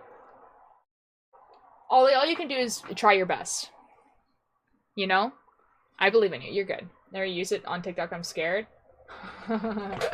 It's interesting. It's quite interesting. Tiny, how are you doing? I'm doing great, guys. Did you know that I met Tiny for the first time this weekend in person? We've known each other for a little under a year.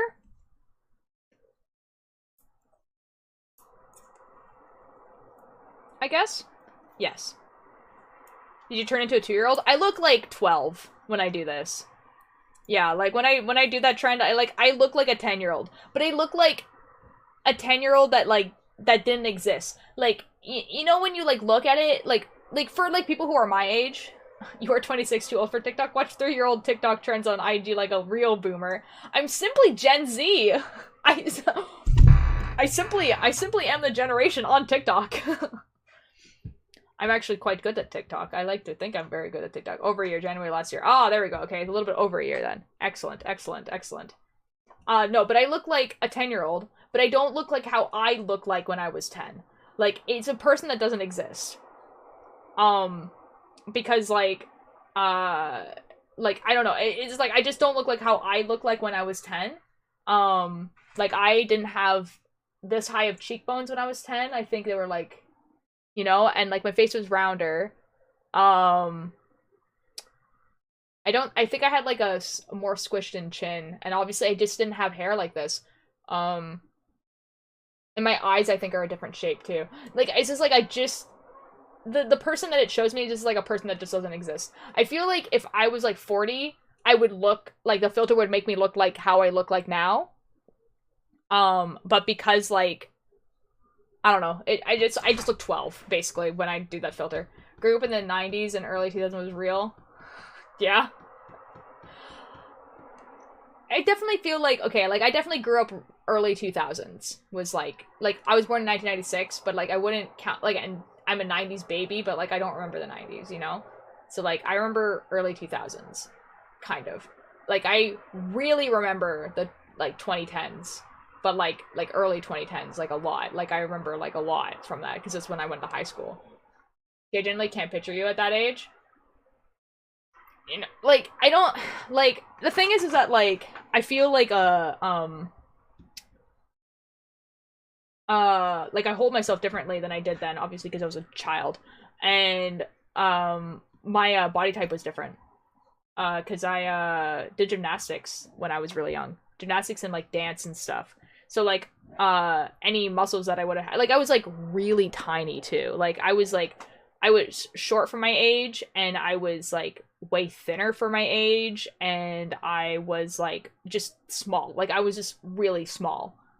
Um, like me being mistaken for younger did not. Yeah, but I'm not like I'm pretty average height in indoor. Like I was like a good like maybe like half a foot shorter than everyone else in the class. Like I was small, like to the point where like teachers genuinely believed that I had skipped grades. You really were always an athlete? Yeah. Yeah, I was. I actually was, yeah. I my first sport, what did I do? I did swimming. I didn't do that competitively though. I did artistic gymnastics, and then I did rhythmic gymnastics, and then I did track and field, and then I did dance, and then I did rowing, and then I did climbing. And I did all of those competitively. I wonder if I used that teenage field, would it reverse my baldness and beard? Maybe just turn me into a baby. It actually, it doesn't reverse the baldness, but, and it doesn't reverse the beard, but it does, um, reduce, like, it reduces, like, redding, like, red that you get on your skin. And it reduces, like, the size of pores, it reduces wrinkles. It's like a weird filter. Um, yeah, it's a weird filter, but, like, it's like basically what I'm trying to get to is like people will like use it and then they will like be shocked because how some people have been explaining it is that people that are that age, how they see themselves in their head is how they look like when they were a teenager, and then when they look at the side by side of like how they look now and what they look as a teenager, they realize like how much their face has changed.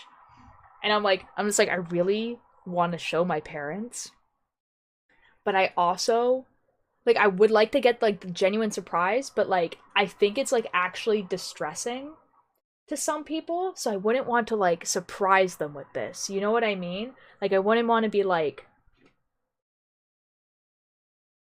surprise,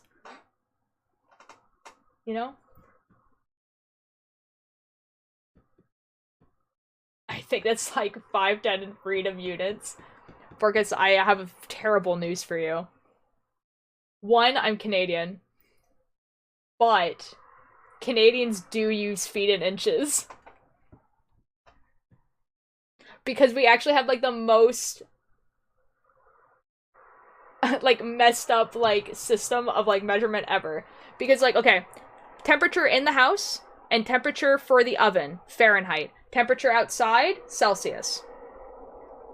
Travel, we measure with with kilometers, but if I'm telling someone how far something is, I'm telling them how much time. I'm telling them the time it gets there. Not the distance. I'm telling them how long it takes for them to drive there. Like, in minutes and hours, okay? Our height, we measure in feet and inches. Any construction is measured in meters and centimeters. Measuring scientific stuff is metric, right? Cooking is in cups and teaspoons. Not like ounces. We don't weigh it like how they do in the UK. I hate that for you guys. I grew up pretty fast in my height, so people always wanted to fight because I was tall and big. Oh, that's so true, though. I know. I'm slightly disappointed now. I'm so sorry. Canada does like a really similar thing. Like the UK does this too. You guys, I found out the most terrible thing about the UK. Did you guys know that the UK uses miles? I feel so betrayed. The UK uses miles for distance and for like how fast, like, you know, they use miles.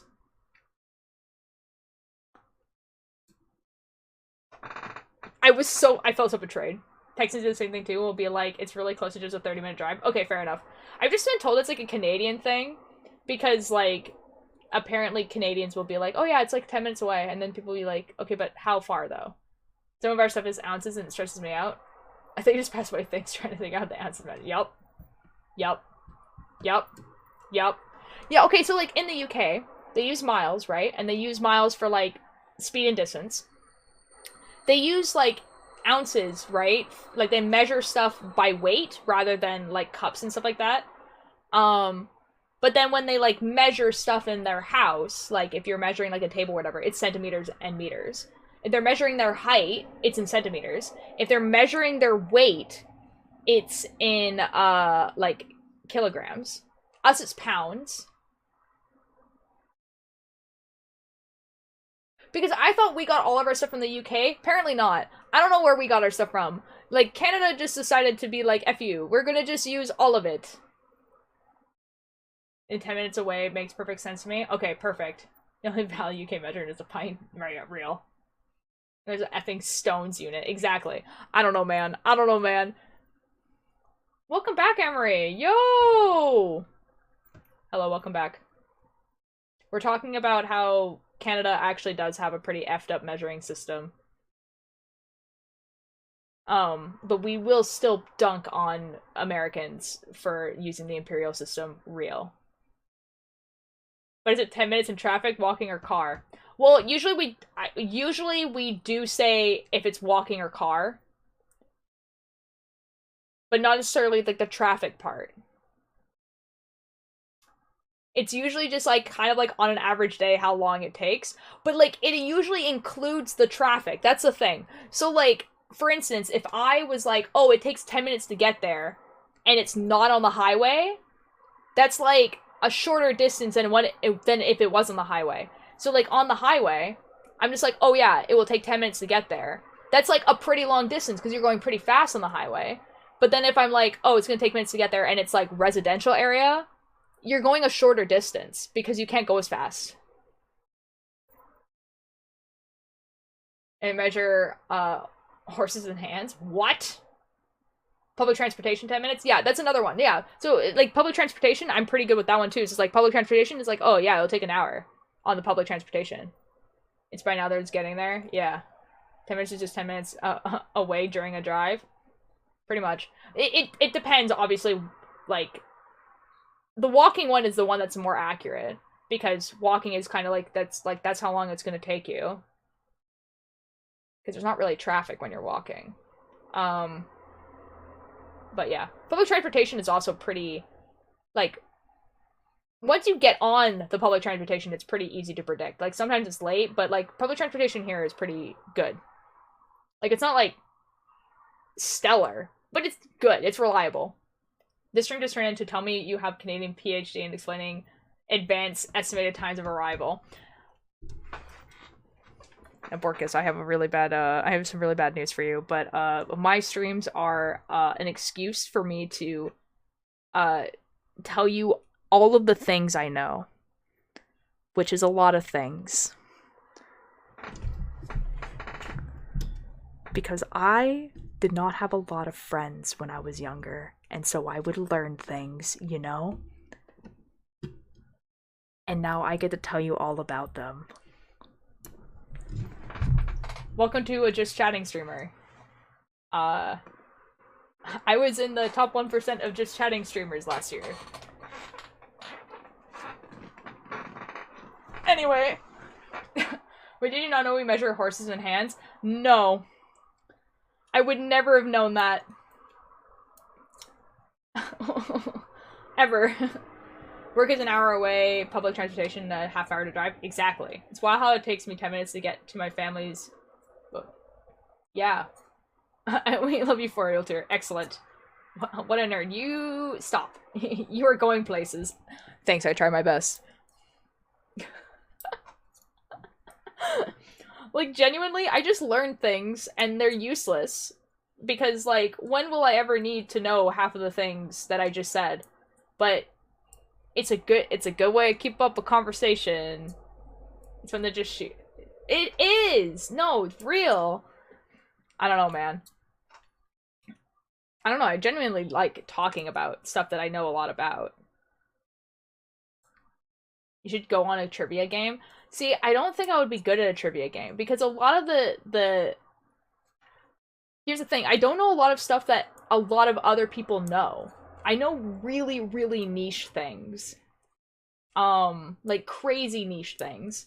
But not like really broad stuff. Thank you for the lurk, Atlas. So like, if it was a trivia show about internet culture, I think I would excel at that. But like Jeopardy, I suck at Jeopardy. I used to ride horses in kindergarten, so I don't know a lot, but oh, fair enough.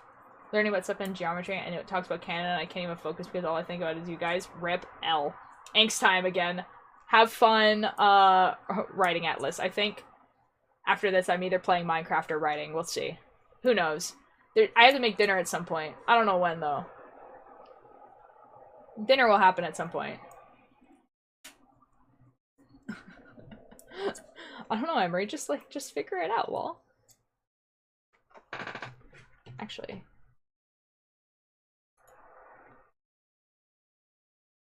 Bow, bow, bow, bow, bow, bow. Okay, we're good. We're fine.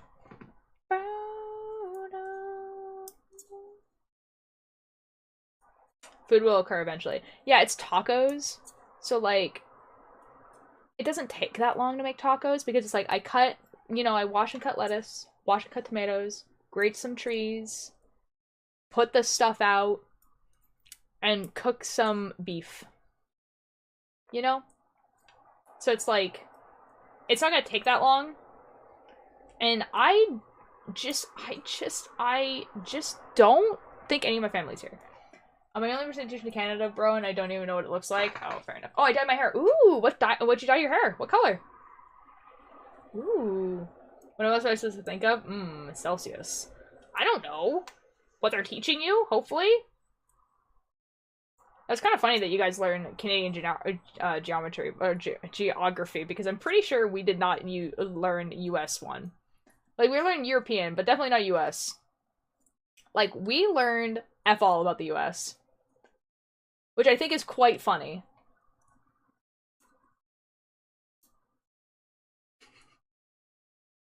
Like, I think it's funny, but also I feel like there's sometimes where, like, Americans will talk about, like, American history things that are just, like, really common. And I just think, like, oh, I probably should know this. And then, like, I find out it's an American thing, and I'm like, okay, I don't feel so bad about not knowing what this is. Red, it's basically just lightly tinted red now. Ooh, that's nice. It's more stuff has to do with Canada, Mexico. Okay. You really know nothing about your neighbor? Real. I don't know. See, the thing is that we didn't need to get taught because we just hear about it. You know? Like, man, did I know more about American politics in high school than I did about Canadian one. Like, I actively had to, like, go teach myself about how Canadian politics work when, like, I was about to turn 18 so that I can, like, vote properly. Because all I knew was how American politics worked. So I had to be like, oh my god, how does our system work? Because it's clearly not how the Americans work. And I just don't know. I want to visit Canada, I want to eat Joe Beef and then go to Newfoundland. I don't know where Joe Beef is, but Newfoundland is kind of fun. Thing about Newfoundland is that they talk funny there. So good luck understanding. Because the Newfie accent is real. And man, is it hard to understand what people are saying. They were extremely loud, we don't need to look for it. Real. You still don't know how to do taxes, so what's that even for? I do know how to do taxes. I just don't have to do my taxes because my dad does them. But taxes and politics are like two very separate things. In the way that they work. Like, how taxes work and how politics work are, like, two different things. Like, how the Canadian government works, like, I can explain to you guys how the Canadian government works. And it's not like how the American one works. Get drunk, eat poutine. Okay, actually, though, yeah, you can do that. That's fair. Eat poutine is, like, if you want to get drunk, that's fine. I don't like drinking alcohol, but, like, eat poutine? Yes. Joke's on them. When I arrive on the shore, sounded like a Swedish chef from the Muppets. Excellent. Newfies are known for exactly one thing. Yeah, try to understand me. No, reverse Uno. American government is yeah. Okay, so like, how the Canadian government works. Like, this is me talking about politics, but not really, because like I'm explaining how government works. Anyways, so like, how the Canadian government works. So there is a bunch of parties, right? In Canada, there's a bunch of them. Like, there's a lot, and they can get subtracted or added, right? Okay, so there's a lot. So there's like the Liberal Party, Conservative Party, NDP. Like, there's a bunch, and they all have different things that they stand for, whatever, right? The Conservative Party, whatever. Like, so they all have things that they stand for, whatever. Okay. And so there's not just two parties. There's a bunch. And you can have independents, everything, like a bunch of stuff. And what will happen is these parties will have like representation in like each region, kind of like how US does it. So they have like parties that like so. And what you would do is, for instance, like let's say my region, we would like vote for a person in our region, and that person is like the seat, like they like have a seat in the big government building. That, and they are like specifically like representing that region in the government building. And then like the more seats you have, the better chance it is that you are going to win, right? Okay, so that's like one half. The other half is that we actually do vote for like the prime minister, right? So we vote for the prime minister of Canada. So we vote for our seats, we vote for the prime minister. So what that means in the system is that we can have a minority or majority government. So basically, so you could have a government where like all the seats are pretty, like they're split pretty evenly between all the parties, for instance, which means that let's say the prime minister, right now the prime minister is part of the Liberal Party. Okay, so prime minister part of the Liberal Party, and would say that like out of like all the different parties of seats, would say there's 50 of them, they have less than 25, which means they have less than half, which means that they're a minority government, which means that anytime they want to pass a bill, they're not going to like basically automatically win, because they can potentially have people vote against them. Or you could have a majority government, which means they have like, for instance, like they have more than 25 seats out of the 50, which means that anytime they want to pass a law, it's easier for them to, because if everyone in their party votes for whatever they're voting for, then it's easier to pass through because they have a majority government. And the thing about Canada is it's not like every 4 years. It's basically whenever the government wants a vote to happen. So like if like the party has to do a vote every 5 years, but like they can do it every year if they wanted to. And they can happen whenever.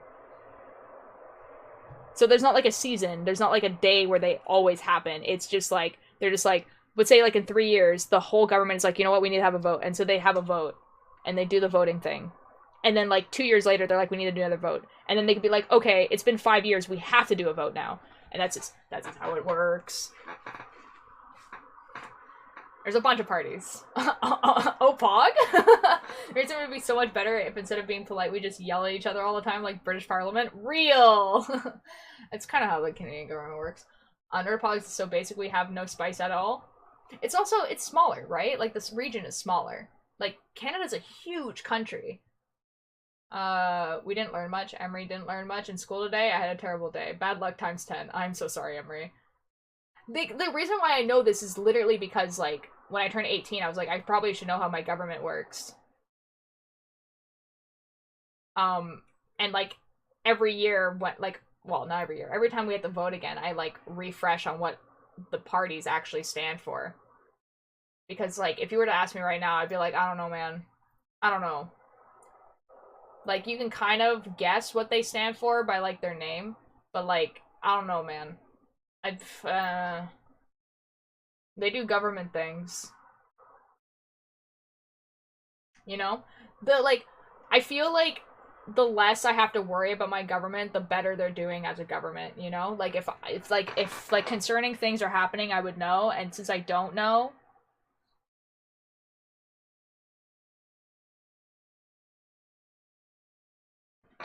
You know what I mean? Like, it's like, I'm sure there's probably something sketchy happening. I don't know. It's like, but do I... For my glasses, tennis shoes, school bag, my Chromebook died right... Oh, no.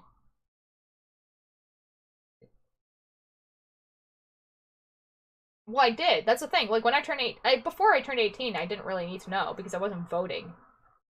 And then when I turned 18, I was gonna do my first vote at 18 because that doesn't always happen. Because again, it doesn't happen, like, at a regular time. Like, it just happened that I had turned 18 literally right before the voting happened. I, like, learned. I, like, looked it up. I was like, how does the Canadian government work? And, like, literally my brother and sister and I, like, all, like, were crowding around this, like, Wikipedia page and we, like, read it because we just felt like we just, like, were never taught it in school. English was good. We did anonymous things about the novel was reading and did. She complimented every single one of mine. Oh, that's awesome. Oh, that's wonderful. I love that for you.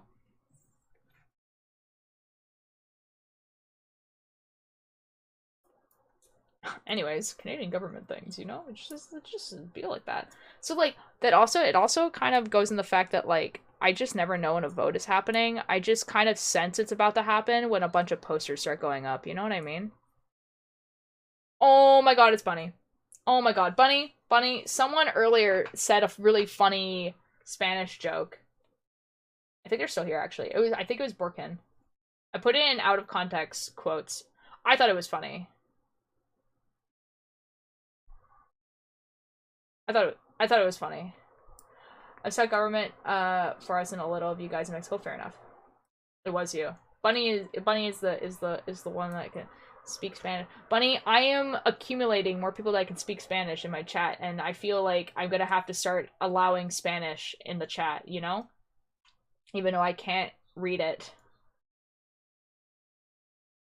Schools people for people to go into factories. Real. True.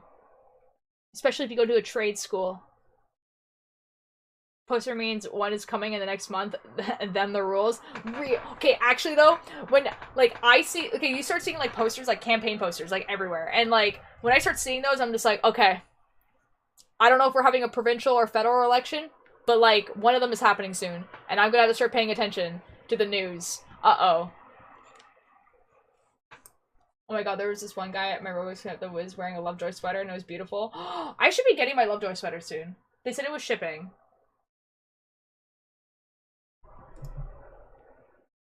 Not the. It's so cool. Okay, you know, guys, you want to know what's really funny? Bunny, would you like to know a really funny statistic? So, like, it tells me what region. Okay, well, I'm telling you the funny statistic, Bunny. You're getting you get to know. So, it tells you what region people are from, like, percentage-wise in your chat. The biggest one is America, obviously. You want to know what the second one is? Mexico. Not Canada. Mexico. You want to know what the third one is? Cause it's not Canada. It's Norwegian. The fourth one is Canada. How did that happen? No idea. My chat. Guys, majority of you guys are American, and then it's Mexico. And it's, like, Norwegian, and then it's Canada, and then it's UK. Don't know how that happened. My teacher keeps telling me I guess my friend and keep telling him, well, no, and she keeps telling me, lol, yes you did.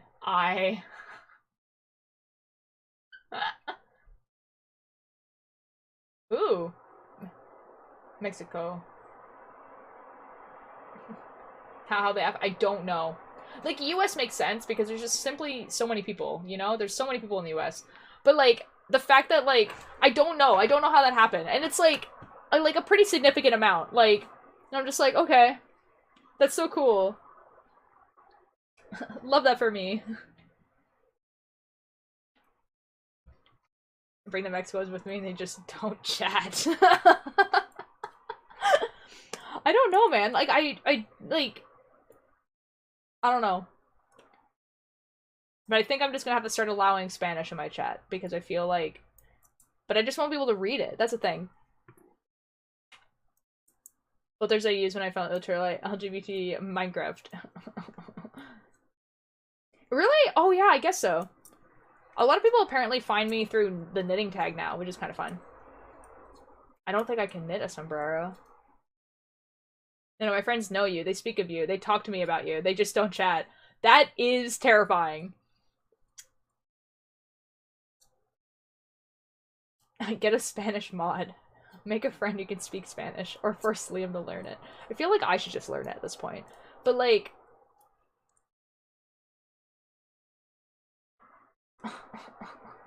I feel like that's a type of thing where, like... I need to ask people if I'm allowed to. Can I knit a sombrero? I don't know. You could just make me do it. I feel like, okay, the auto mod is actually pretty good with different languages. I didn't realize it was until someone started speaking in a different language and it, like, auto mods it. But, like, auto mod is pretty good with different languages. So really, like, as long as they're not saying a slur in a different language, like, I don't really care. It's just that I won't be able to chat with them. You know what I mean? Like, that's kind of why I try to keep it English and French, because, like, if someone starts chatting in Spanish, I'm just like, I can't read it. You know? So it's like, if they're okay with that, then I guess, like, it's just like, I just can't read it. What is happening? Oh, it's a narcissistic cookbook, that's why. I was like, what is this song? You want to know what's terrifying? Remember that when I finally see you in person, I would throw something at you and say, think fast? I do remember you saying that to me, and I forgot, so thank you for reminding me. Sorry, I'm not even joking. I actually threw my PC out my window, and now I'm using my mom's behind my back. I still kind of wish I really hope you're joking, Miss Town, but that's quite funny visual. I'll chat in Spanish / threat. I cry. Possible names. Nox, Light, Ollie. And what? Oh yeah, I'm gonna get a guinea pig. Oh! You know what? Genuinely, okay. I feel like my sister would love if you called your guinea pig Nox, because she used to have a guinea pig for a really long time. So a type of psychological warfare. I'll just Spanish at you. I'm not. It's literally outside where I am right now. I'm so sorry, Miss Town. I'm so sorry. Uh-oh. I hope it still works. I hope the name Nox and just Nox in general is the best. It's very good. Oh my god, an ad.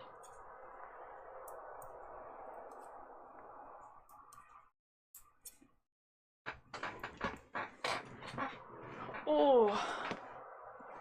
If it doesn't, I'll have to find another Taco Bell to work at. Fair enough, fair enough. Oh my god, oh my god. Borkus, thank you so much for the follow. You know, for a bunny, I really am quite cannibalistic.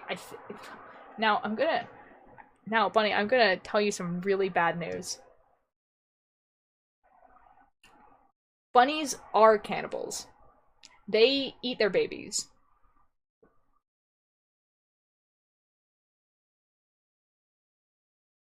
I'm so sorry to be the one to tell you this.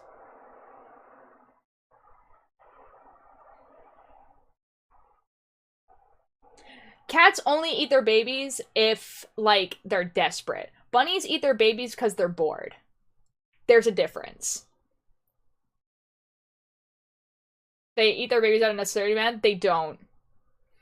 They, like, bunnies, like, don't give an F.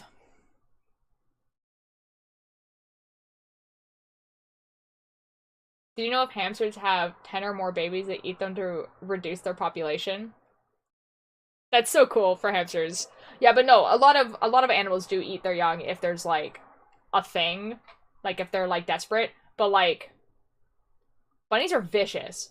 Rabbits can eat their own young. It's just most likely to happen if your pet is feeling particularly anxious, lacks dietary protein, or has become excessively territorial. Yeah. Yeah, like, I feel like it only happens in the wild if they're desperate, but yeah. Bunnies are cannibals. I saw my hamster do that when I was 5. It was traumatizing. I'm so sorry, Miss Town. That does sound extremely traumatizing.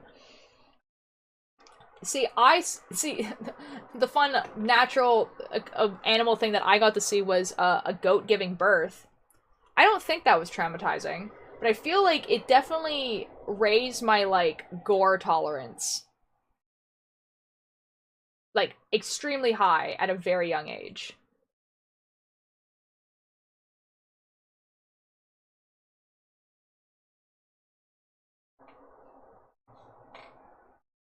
Most tame bunnies and rabbits, I'm guessing, do not do that unless they're not properly cared for. No, they probably wouldn't. They probably wouldn't see the need to. My dogs gave birth with me helping, so yeah, there you go. My gran has reindeer. Oh! Lucifer has children. Did I show them to you? I don't know. If you didn't put it in pet chat, then I wouldn't have seen them, so probably not. Ducks, I'm bored. I'm gonna eat others unless you cut off The runt of both litters die as soon as I held it. Oh, that sucks. I'm so sorry. That really sucks. Let me DM Lucifer's children to you. Excellent. Excellent. Excellent. My friend used to breed bunnies. And I got 2 of them. So I had 2 bunnies for a bit.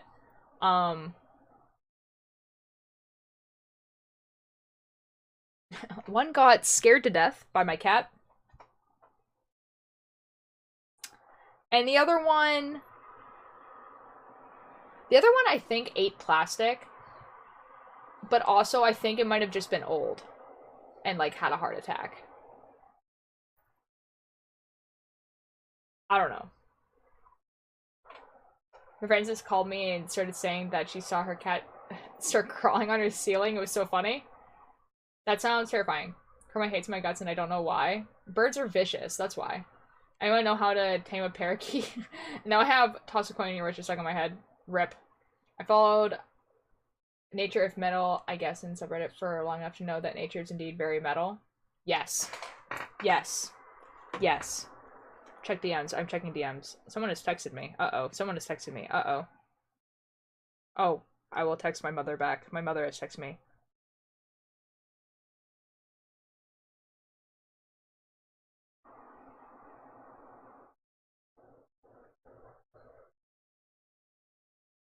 My mother is telling me that I am on dinner duty.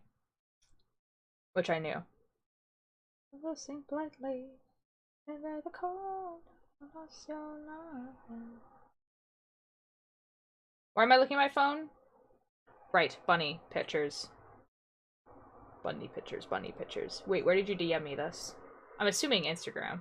Or not Instagram. Discord. Bunny pictures, bunny pictures, bunny pictures, bunny pictures, bunny pictures. Oh my god, they're loading. They're loading. They're loading.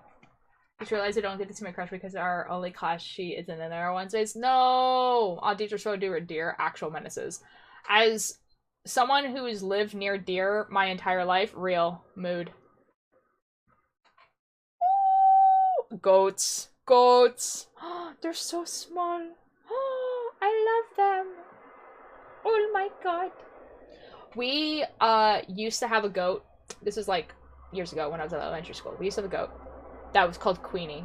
We love Queenie. She would have twins every single year. Every year she would have twins.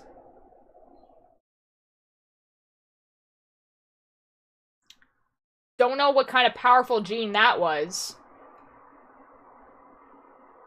Every year. I'm looking at my DMs.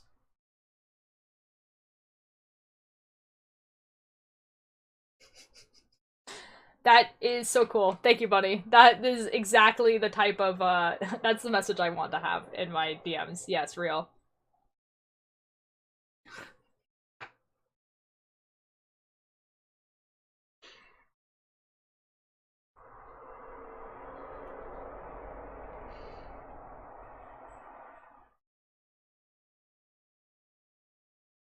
That sounds like an actual problem. That sounds like a medical problem. Anyway, someone has messaged me on Instagram now. Guys, I'm just so popular. Oh my god. Wait, did you say Instagram? It is. He is a rescue. My aunt thought they were small, so one time she walked up to one and was like, and then ran off. Oh no. Discord. Discord. Discord. Now, you are a menace, Ollie.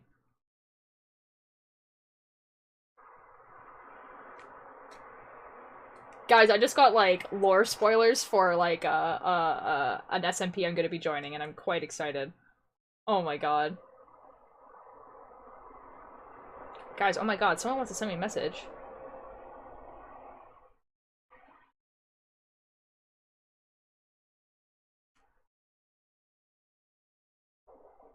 I'm gonna message that person later. No, I looked at it, Ollie. I looked at it. Thank you for the pee-pee poo-poo, you know? Oh. Oh. So I bet you never want out to the woods again. Oh. Like how I talk about how I hate that nobody asked when I'm absent from school for like a week, and then the one time it's like, oh bro, I died. Type something back, old tier? Okay.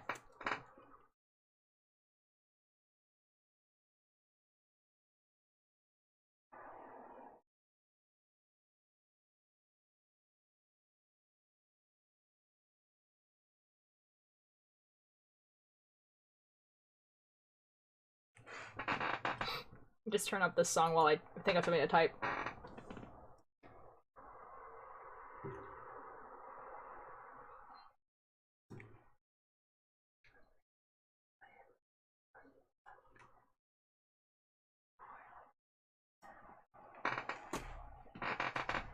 Anyway, I'll put it back down.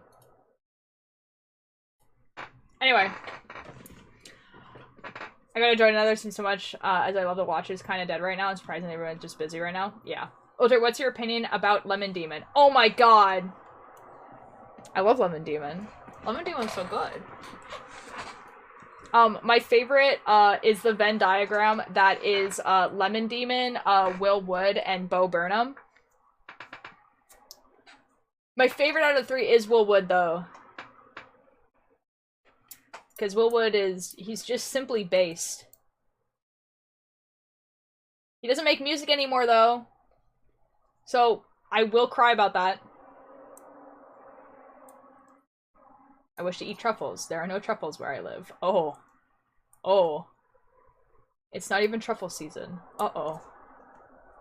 I just really want them. I'm so sorry. This sounds like a really awful struggle for you, actually.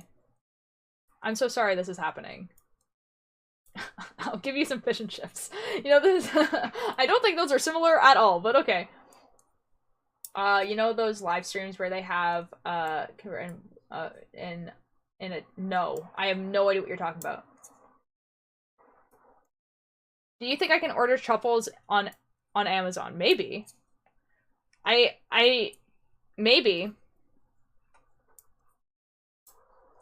I finally got noticed in one, and now my name is permanently on a calendar in someone's bedroom. Oh, okay, that's kind of cool. That's kind of cool. Thank you, kind stranger. Like, you can definitely get a lot of different foods on Amazon. I just don't know how good it would actually be. You know? I can get truffles in a jar. Oh. Yo, let's go.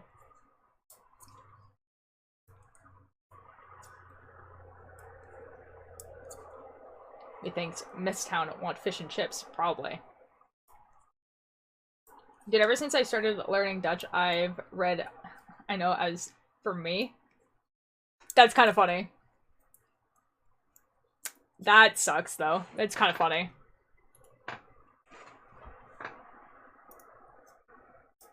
Realize if it's a ship, then I'm banned in the UK. How did you manage that? How did you manage that? Do I want to know? Anyway, in my Quackity era, I believe I am God, even though I am a small, angry Mexican.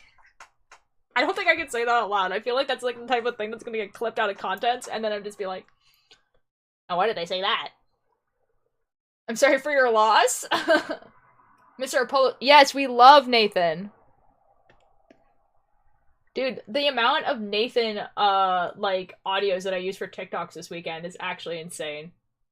We get those truffles soon. Winter truffle season is soon over. Yes. Remember from multiple countries because I'm a homosexual. Real.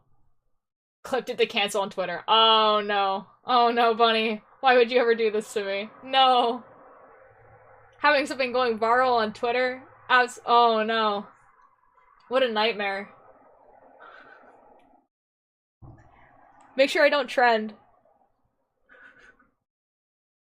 Could you imagine? My friend said she would send me a boom boom, so I'll send boom boom her. Why? Oh. Oh, I understand. Now, that was a silly decision, I think. I don't think his actual last name is Apollo. I'm gonna be real. I don't think his actual last name is Apollo. I saw your John cosplay on Mischief Story. It looks awesome. Thank you! Okay, guys, I actually do have to make dinner. So we're gonna find someone to raid. I did tell myself today that if Sneak Snag was still streaming when I ended stream today and no one else I knew was streaming, I would raid him. And I think Sneak Snag is still streaming. Ooh, but Voss is streaming.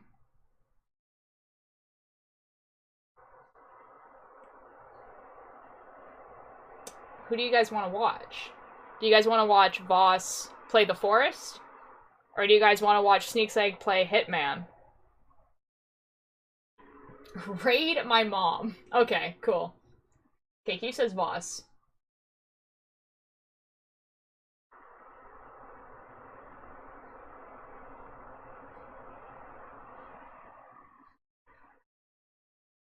I'm so sorry I missed him.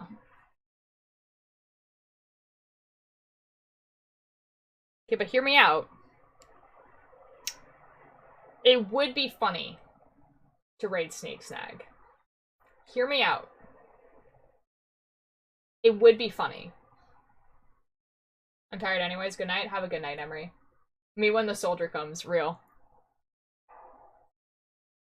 If I'd do it, it would be a little bit funny. Hold on, let's see what he's actually doing. Also, he's been streaming for a while. He might just end. He's been streaming for like 4 hours.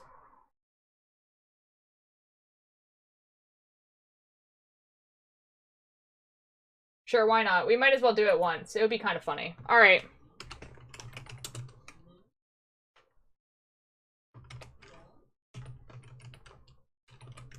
Okay. Okay, don't be annoying in his chat, because if Sneakside hates me, I will spontaneously combust. Don't do it. Don't be cringe.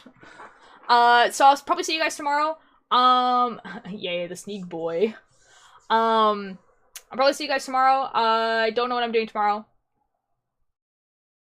But it'll probably be a little bit later, maybe like around 4 instead of like 2. Yeah, but I don't work for the rest of the week, so expect longer streams for like this whole week. Is cringe. Polite. Ooh, maybe Steins Gate. Actually, maybe the creepy thing, but on Thursday. It's not actually that creepy. I don't know. Anyways. I'll see you guys over there. Take care, everyone. See you guys over there. See you guys tomorrow.